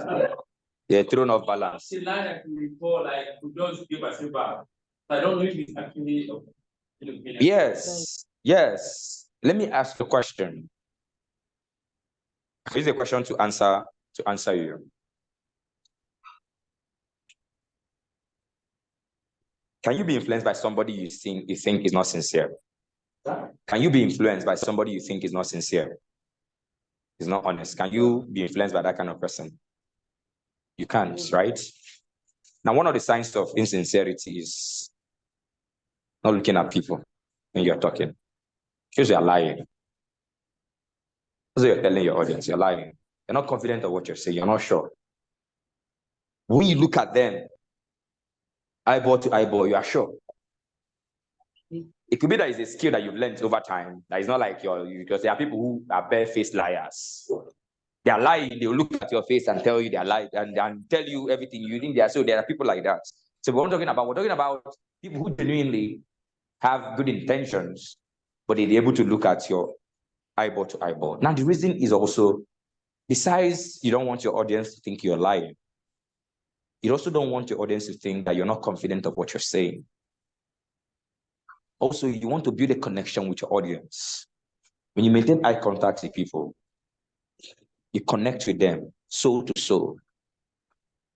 The sincerity, the honesty, active listening. You can't say, I'm listening to you. You can imagine say you're listening to somebody and I'm listening to you, go ahead.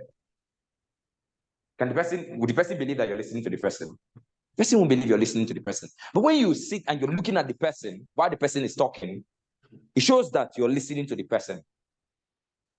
So that's why eye contact is super important, not just super important in public speaking. You must have to do what, have that eye contact. So, yes. Like management. Maybe you are, yes, after you are saying something, you jump to instead of sequential, when you jump. You don't jump manuscript. You say word for word. Right. No, I mean, once you raise the copy, then coming here, then. That is why we told you that manuscript is difficult. But I don't believe when we say it's easier, be nobody to read. And not nobody to read is, distinguished ladies and gentlemen, good morning. I'm here to talk to you about something very important. And you're just there. You just stay, bend your head until you finish the speech. But what of distinguished ladies and gentlemen, good morning. How are you today? I'm here to talk to us about something very important, something as important as election. We all know that election is the only time we have as a nation to be able to determine who leads us as a people. 1999 election, that's when you get confused. See that part where you have to raise your head, bring it back, maintain eye contact, go back to your script and read. In fact, the only luck most of you have now with manuscript speech is that they are teleprompters. That's the luck you guys have, because they are teleprompters. If they are not teleprompters, it's like a lot of you say, Tinubu used to read, Tinubu used to speak off the cuff. It's a lie. They are teleprompters, flanking him side by side. Oh, Barack Obama, American presidents they don't used to read their speech. It's a lie. They used to read. They are teleprompters, flanking them side by side. With all the things, you see that just that Buhari is not the type that does. There are people who are not used to using teleprompters. So if you're used to like Osibanjo, if you ask you now, you see Osibanjo does not do manuscript speech. But Osibanjo does manuscript speech all the time. But the only thing is that he does his own manuscript speech using teleprompters. So the speech is there, just you will appear from this side. So whatever it is that is written is there. He's reading it word for word, line for line. He's not removing, he's not adding anything. So, but because his face is up there, you'll be like, he's a wonderful speaker. What is the manuscript speech?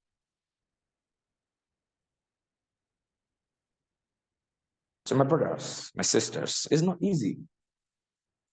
But also individual differences, like I agree with what our friend over there said before, that individual differences. That is why we're in this class. So by the special grace of God, we're going to get a copy of, hope we have already, a copy of manuscript speech. We're going to share it to them. So we'll give them ABC. So we'll give them copies of manuscript speech. By next class, we're going to do a presentation. Manuscript presentation. So we're going to do manuscript, we're going to do impromptu, and we're going to do extemporaneous. It's part of the classwork.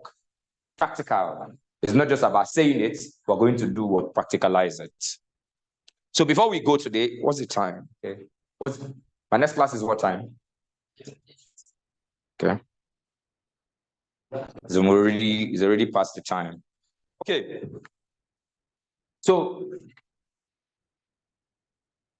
we'll take 3 persons, impromptu speech, and then we close. Who is going first?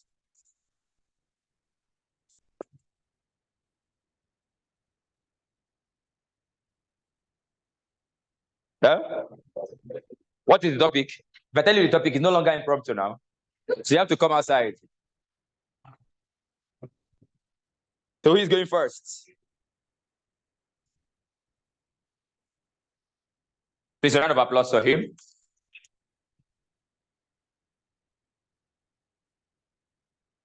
All right. What are your interests? What are your interests? What are the things that interest you? The things you like to do? My interest.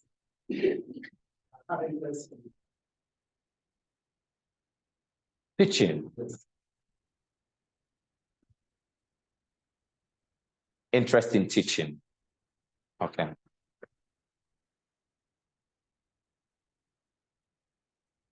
There's a saying that says that teaching is for the brave. Teaching is for the brave. Talk to us about teaching being for the brave alone. Morning, class. Yes, just like I told you, I've said that my hobby is teaching, in the sense that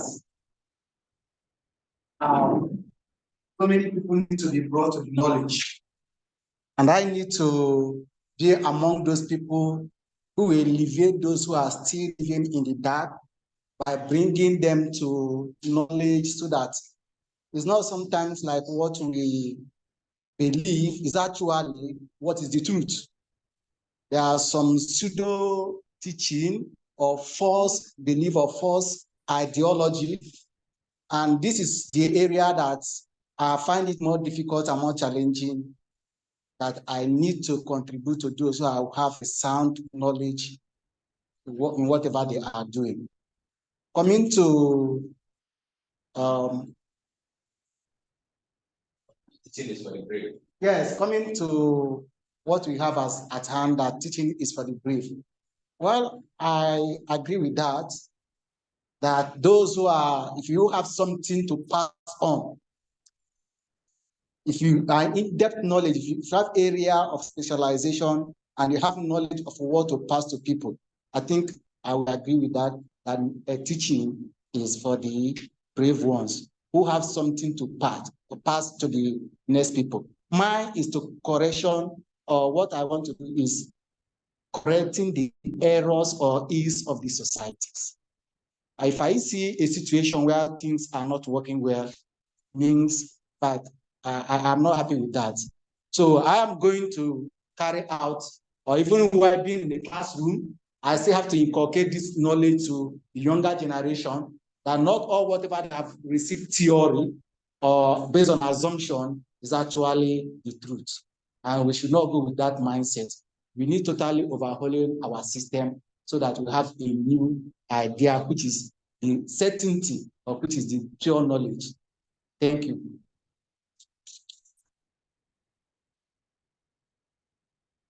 All right. Yes, comments, please. You're not going back, just stand there. Comments. Criticisms.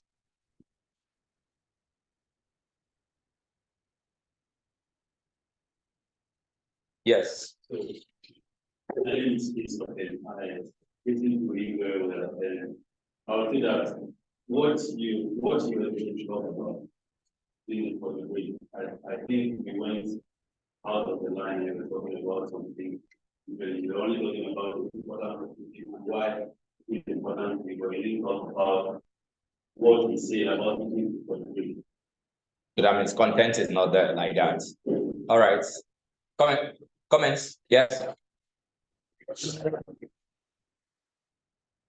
My name is Mokshot. I actually like the fact that you came outside, like the good days you came outside, I like that. But you are out of context, like the topic says teaching is for the brave. I feel you were to talk more about how a teacher should be brave, how a teacher should pass on the message to others, not really talking about your hobby of writing. Okay. Yes. We're still talking about content. Those are the reasons two of you are mentioning. Yes, what other things? Now, the importance of, okay. I think the word is supposed to make emphasis on qualities of being a teacher. You were supposed to talk about. Okay. So we are all hitting on the word, the content, the content, the content. Okay, what are the delivery? Now, the importance of this criticism is that don't say that we cannot be criticized more. Then you know it's a lie. Public speaking, we criticize ourselves. That's how we learn. You ask the person, tell the person, because this person he picks the criticisms and works on it. So that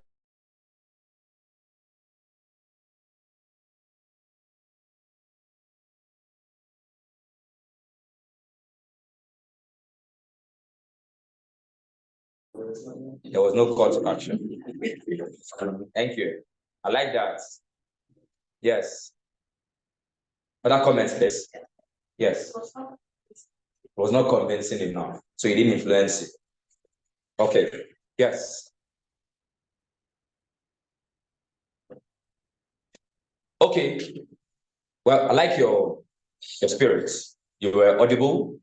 I like the fact that you were able to, you wanted to bring in your personal story, the fact that you love teaching, and what are the views about teaching and the rest of them. You still do teachers and people who are not really good teachers and all that.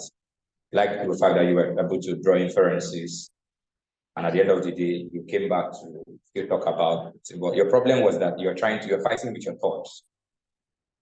You're fighting with your thoughts. You didn't know how to connect all of the dots together. So, and when you find it difficult to connect all of the dots, even when you want to move outside the context of what you're talking about, then bringing it back to the context so that people can understand you better is a little bit of a problem for you. So besides that, you were audible, your stage management was not really bad, but even though you stood one place, but I still like the fact that you were able to talk to us. You did a little bit of call to action, not that you didn't do it fully, it was just little, a little bit of call to action. So you need to improve on your call to action. You need to also improve on your ability to carry your audience along. But above all, you did well. Thank you.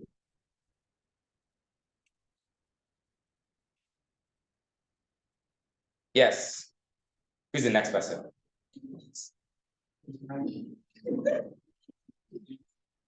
Okay.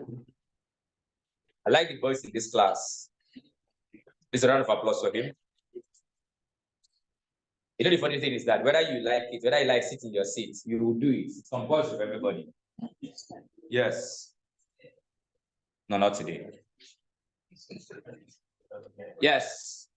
What are your interests? Business. Interesting. Business.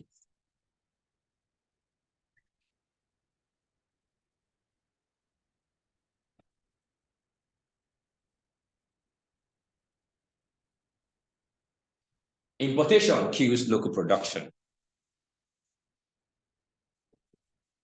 Speak about it, yes. Yes. Oh, baby, Celestine. I'm sure you're not sleeping. You can listen to me, can you hear me? Okay. First, I will start with business. You all know what business is all about? No. You don't know? Yes. Business is the daily and unending activities that entails buying and selling, production of goods and services, distribution to the final consumers. But then the problem now, or the topic is importation kill local products. Yes, it kills. Take for instance, in-nursing motor company is a local motor production company. But then there are most of Nigeria, I can even tell you that if I should bring motors or cars from overseas and the innocent, which one would you prefer to buy? Overseas. That is one of the reasons we're talking about. It's because we don't value our local production. And that is why when you see people bringing things, we prefer that because we think that is more mature, it has quality compared to our own locally.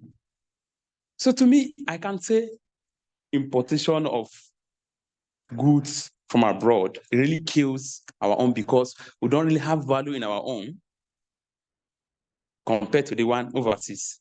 And this is my little call to action for each and every one of us.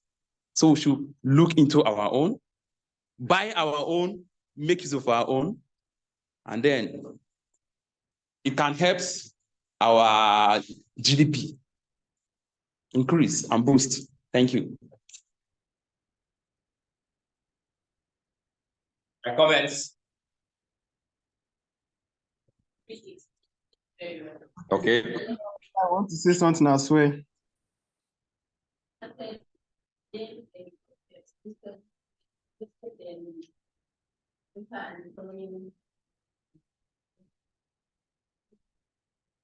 Thank you.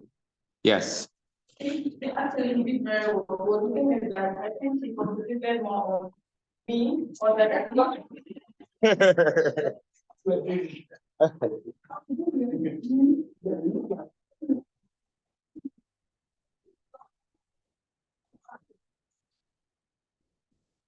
Maybe you were a friendly face. You know, the thing is, he was trying to maintain eye contact, and the rules of maintaining eye contact is for you to look at a friendly face. You can't look at someone that is frowning and say you want to maintain eye contact with the person. You throw you off balance. So, but when the person is smiling, is when gradually you move from friendly face to unfriendly faces, and you get to look at everybody in the class or in the audience. Yes. Any other thing besides looking at you? Yeah. Okay, that's all. Okay. Comments, please. Like the fact that he was a student of like being as far as being an example, they actually involved in like he explained what he said, went ahead to the example, and also told us the effect of not patronizing our community, and also told us, encouraged us to do well to patronize ourselves. That's right. Okay, nice, nice. Yes. Any other comments? How I want to get to continue. I want to know how did you feel when you were delivering your speech? Do you feel that you did very well? At some point, did you get some like trying to make yourself comfortable? I guess sometimes like now the night board and the other week, and then I have to get my back. But I'm not proud of what I have, but I want to be perfect for what I do. Okay. Yes, any other comments?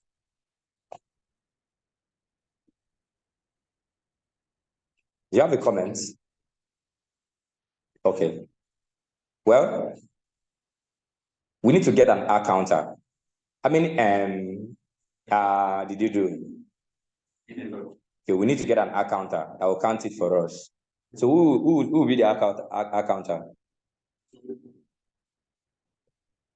So you need to know who is going to be helping us count all the word fillers you're using in your presentation. Well, your word fillers were much, a whole lot of them. You try to collect your thoughts and all that. It's okay. It's understandable. Business is your thing. Probably if you had spoken to you, if I told you to maybe speak on the field that you don't like, let's say maybe it will be more stringent for you and all of that. But above all, you did well. It shows that with improvement, I like the fact that you use a call to action. I like people who are not just hearers, but doers. You heard it in the class and you did it. So it's a good thing. It's a round of applause for him. Thank you. Who's the final person that will take today? Yes, please, a round of applause for her. Thank you.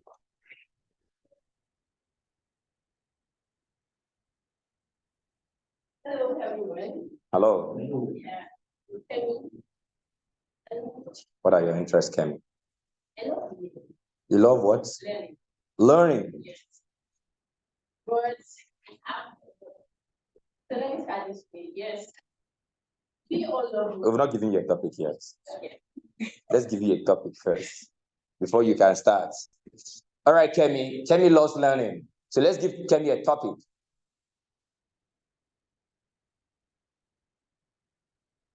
We stop learning when we die. Talk about it. Okay. When we die. When we die. Okay, I would start by saying that learning, we should never stop thinking that we should what is that talking about? Okay, let me start this way again. Recollect your thoughts. Just calm down. Okay, we stop learning. We should stop learning when we die, right? Okay. I would put it this way. We all should aim to learn more. That is my goal, like learning more.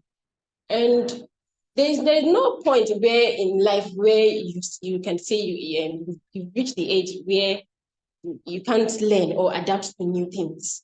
So we should all put on that effort to learn to let me not use the word learn, to always try to learn a new skills, learn new things, innovations, you get.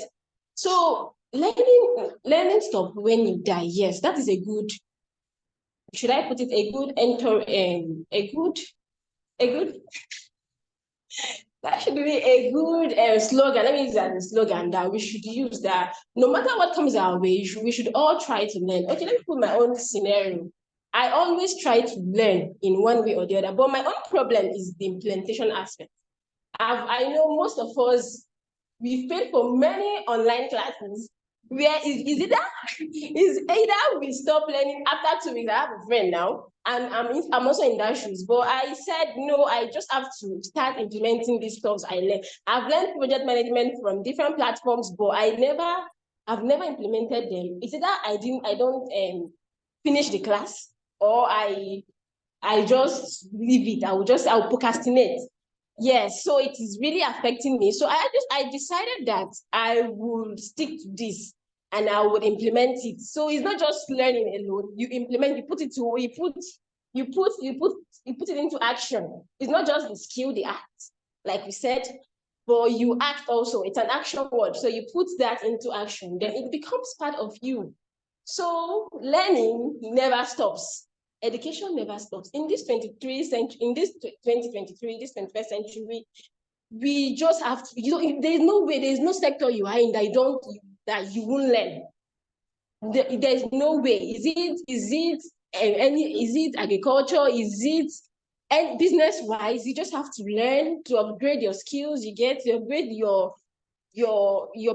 portfolio, anything. You just have to learn, you just have to strive harder. You learn new things.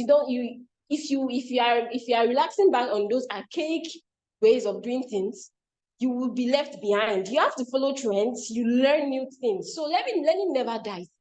but until you die. So let me put it that way. Learning never dies until you die, or you give, and the moment you stop learning, that is, you died, like you've not died physically, but your learning has stopped. That's the range you have. So let me put it this way: we should always try to learn, and not just learn, we should implement also. Thank you.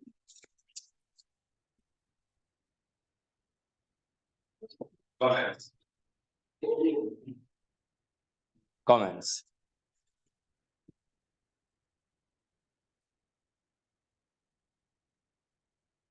He has bamboozled all of you, and nobody wants to comment.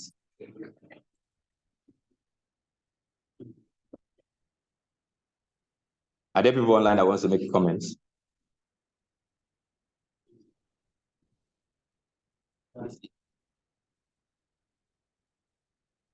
Okay. Yes, sir. I think I have Comments. Okay. It was not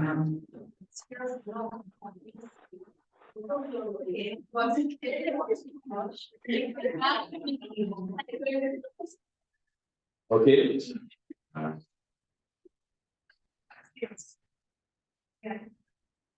Okay.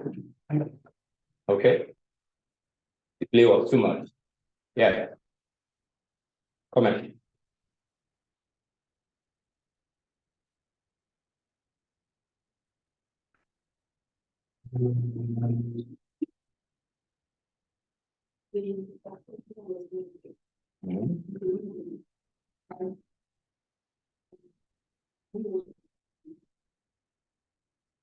Fighting in our head. You understood. Okay. Comments.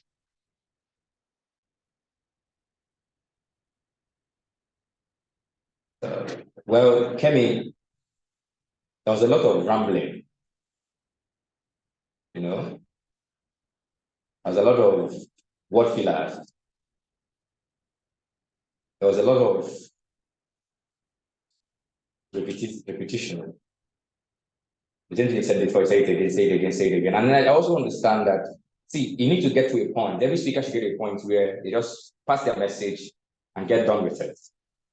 I'm not saying you should just say something and run away from your stage, no. What we're saying is, if you get to a point, you should be able to, that's why structure is important. When you come for any presentation, just use this simple structure that I pointed out when we started this class. Start with an attention grabber, do your introduction, the body, conclude, and come to action. Back, you finish, and you go. So just have it at the back of your mind that the first thing I want to do when I'm asked to speak is to do what? An attention grabber. But what if I don't have an attention grabber? That's the next question you ask yourself. There's always an attention grabber. There's always something to rile up your audience. It could be maybe a rhetorical question. You don't expect an answer from the audience. I like the fact that you engaged the audience a little bit when you started your presentation. But you need to be able to move on with not just saying and saying the same thing. Implementation, going over implementation all over again, learning, I'm not concluding. I was already saying, finish already, my mind, finish already. And why I did not cut you short is because it's a practical class. I like to allow you learn. If not ordinarily, I would say it's okay. That you can move on and all that. Above all, like a little bit of, even though the composure was not there, I should point that out. Take that seriously. The composure is very important. Then take seriously also the issue of finish it, and be done. Thank you.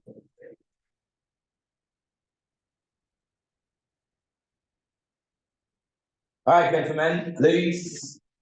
There were people that came to the class, and before we finished, we've already started before they came in. They need to introduce themselves. Anybody online that has something to say? Those of us online, do you have any inputs to make? Yes, we do. We've been raising our hand, and attention was not given to us. But can you hear me?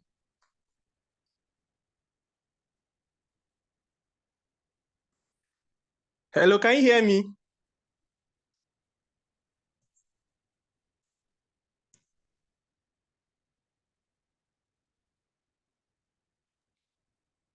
Yes, go ahead. Okay, mine is question. Like I've been raising my hand since. I think you guys did not observe. Well, I have a lot of questions I would like to ask concerning the class. Go ahead. Go ahead. Okay. Based on experience, the experience I had that was last week, I was asked to present, and I saw a lot of lapses, although it has been my challenge over time. So I want to know how to overcome these lapses during presentation. So I was asked to present, and it was a topic I've read over time. I even prepared the reporting, and I was asked to present it in the board meeting. So the first presentation, I saw myself, I don't know what came to me. I was having this signal in my head that you think you'll be able to do it well and all of that. And I end up seeing my legs shaking. Are you hearing me? Yes, I can hear you. The good part of the story is that after some time, okay, as I was presenting, they called the chairman and he dismissed the meeting. Then later I was now asked to represent it. And I did it a little bit well. In fact, I was giving money. So I want to ask, what was bringing that signal? What was telling my head that, okay, this is going to happen, this is going to happen? Then it will now send a signal to my leg and my legs will be shaking.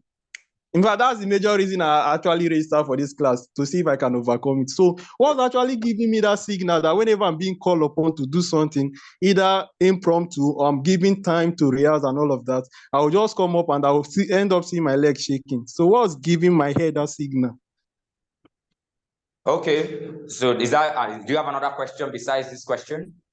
Okay, not okay. I also have an observation from the presentation from those are presented. Okay. Can you hear me? Yes, yes. Okay, from the first presenter, yes, the content, he wasn't speaking more on the content that he was giving. He was outside the content. But let me move over to the last presenter. I feel the way he was presenting was not very okay, because his body movement, yes, it was not very okay. And also he was out of content as well. I think others did not observe it, because the topic was, I think, let me put it in my own word, I may not be exact, why we prefer imported product compared to our homely made product. So he was not giving those benefits that we Nigerians sees in imported product compared to our own. So I think he was not giving those benefits. Those were his lapses. So those are my observations and my questions as well. All right, thank you very much. What's the name? My name is Walsimira Kobuleka. Okay, Walsimira Kobuleka. Thank you very much for your question and your observation. So to answer your question, the reason you were, the things that was going on in your head when you were asked to speak is classical example of what happens to every public speaker. Every public speaker questions their capacity to deliver on the job. So that fear is normal. First few seconds of fear. But the difference between amateur speakers and established speakers is that established speakers know what to do to conquer the fear almost immediately. So they don't allow it go further than the way the fear is already. So what happens to you is, sometimes is that when the chairman was there, you're looking at everybody, you want to appear perfect. You see, that idea of appearing perfect is one of the things that impacts presentations. And nobody's perfect in public speaking. You can never be perfect in public speaking. So you can't just say, oh, in your head, that idea of being perfect, you now start making mistakes. You now start doing what? Seeing your legs shaking, paying attention to those shaky hands, shaky legs, people knowing that your legs is shaking and all of that. And sometimes when you make mistake, you apologize, it's wrong. So all those apologies you're apologizing is because you feel that you're falling short of expectation from the rest of the people in the audience, or for the people in the audience and all of that. So it's normal to have those things going on in your head. That is why, which is the next topic we're supposed to discuss next week, overcoming the fear of public speaking. One of the things that we're going to be discussing next week is, what are those things you can do when you are faced with the challenges of the fear of public speaking? And one of the things we say is to do what? To remove all of those things, shifting focus outward. So when we talk about shifting focus outward, we're saying remove all those things that is going on in your head, all those thoughts that is in your head, all those ideas that tells you that you're going to fail, or you're going to, people are going to laugh at you, people are going to know that you made a mistake, people are going to, when you remove it from your head and only focus on one thing and one thing alone, I want to influence people. That's the only thing I'm interested in. If I don't say this thing, these people might die or they will lose this information. I'm the only one that has the capacity to give them this information. Have that outlook that this thing is important to see. Just like when you're talking with your friend and there's an information you want to give to your friend, you know that this your friend is not going to judge you, even when you make mistake.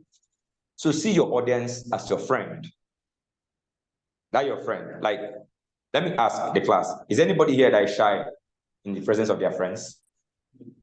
Is anybody here that is shy in presence of their friends? Nobody is shy in the presence of their friends. People can be themselves in the presence of their friends. So that is why you have to see your audience as your friend.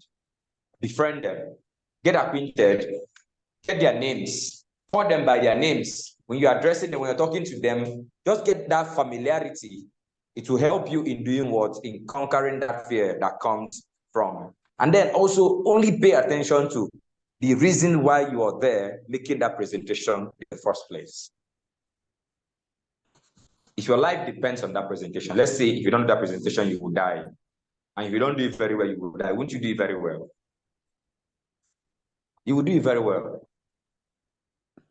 So that is why you have to see that it's normal when you have those kind of fears, but you need to look at a better way to do what? To always fight out the fear and tell yourself, listen, I'm saying, I'm very serious. I was the one that prepared this speech. I'm the one that did everything. So I know what and what to say and how to say it. You reassure yourself, and I bet you do very well in the presentation. Do you have any other question? Thank you very much. No, I don't have any other question. Thank you very much. All right, thank you very much. Is there any other person that has a question?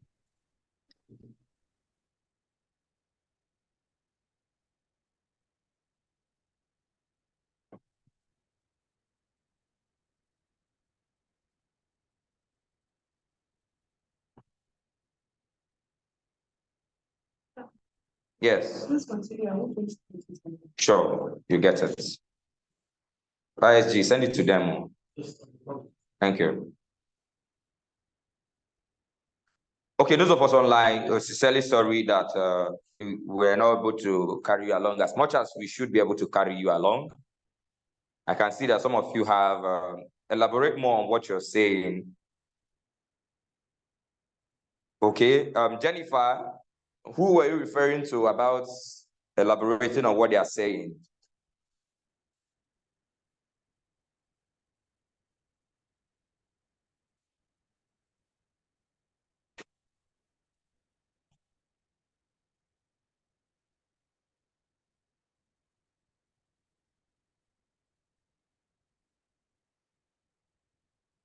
Okay, when they respond. All right. So guys, next week we'll continue from where we stopped. So I'd like us to go ahead. We're going to drop the manuscripts based on, we're going to share us to take your numbers based on alphabets.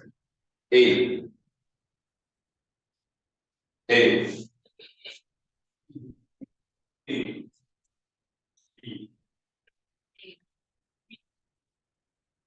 Okay, C. No, it's not in parts. A C. So all of us know our number right now. We know our alphabet shape. A, B, and C. Those of us online, you see? You want to assign to them? All right. Let me see. To assign to the guys online so that they can. But they have to be physically present to be able to do the presentation because we need them to participate in it. Vanessa, Vanessa is A. Can you document it so that if they are not online, they're not getting it so that the person will know what's expected? Vanessa Ogechi is A. Please, if you can hear me, I need you to take that down. Usman Mohammed is B. Sumaya is C. Then Michael Ogboro is A. Likita Saleh Ango is B. Kings Obochi is C. Khadija is A. Jennifer Ifnaya is B. Faith is C. Then Aishat iPhone is A. Ayomidotun Kayode Abe is B. Amarachi is C. Adenike Fabushi is A. Abu Ochofe is B.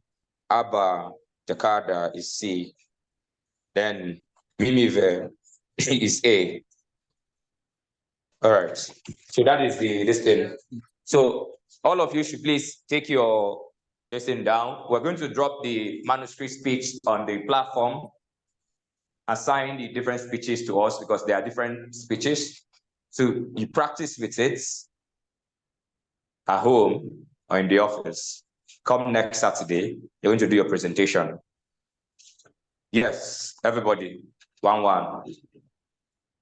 On your own, so you need to practice on your own. Everybody 1-1. That's why it's going to be shared there. Just take the one that is for A. Anybody that A is assigned to, take the speech that is for A people, read it, practice with it. Anybody that gets this for the B people, read it, practice with it. The same thing with the C, you will read it, practice with it. Come next Saturday, we'll have a presentation for manuscript speech. We're also going to do a bit of an impromptu.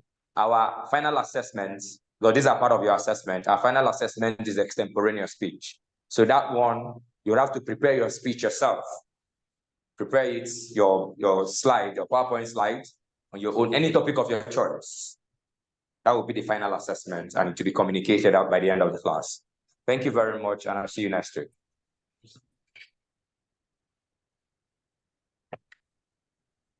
Thank you.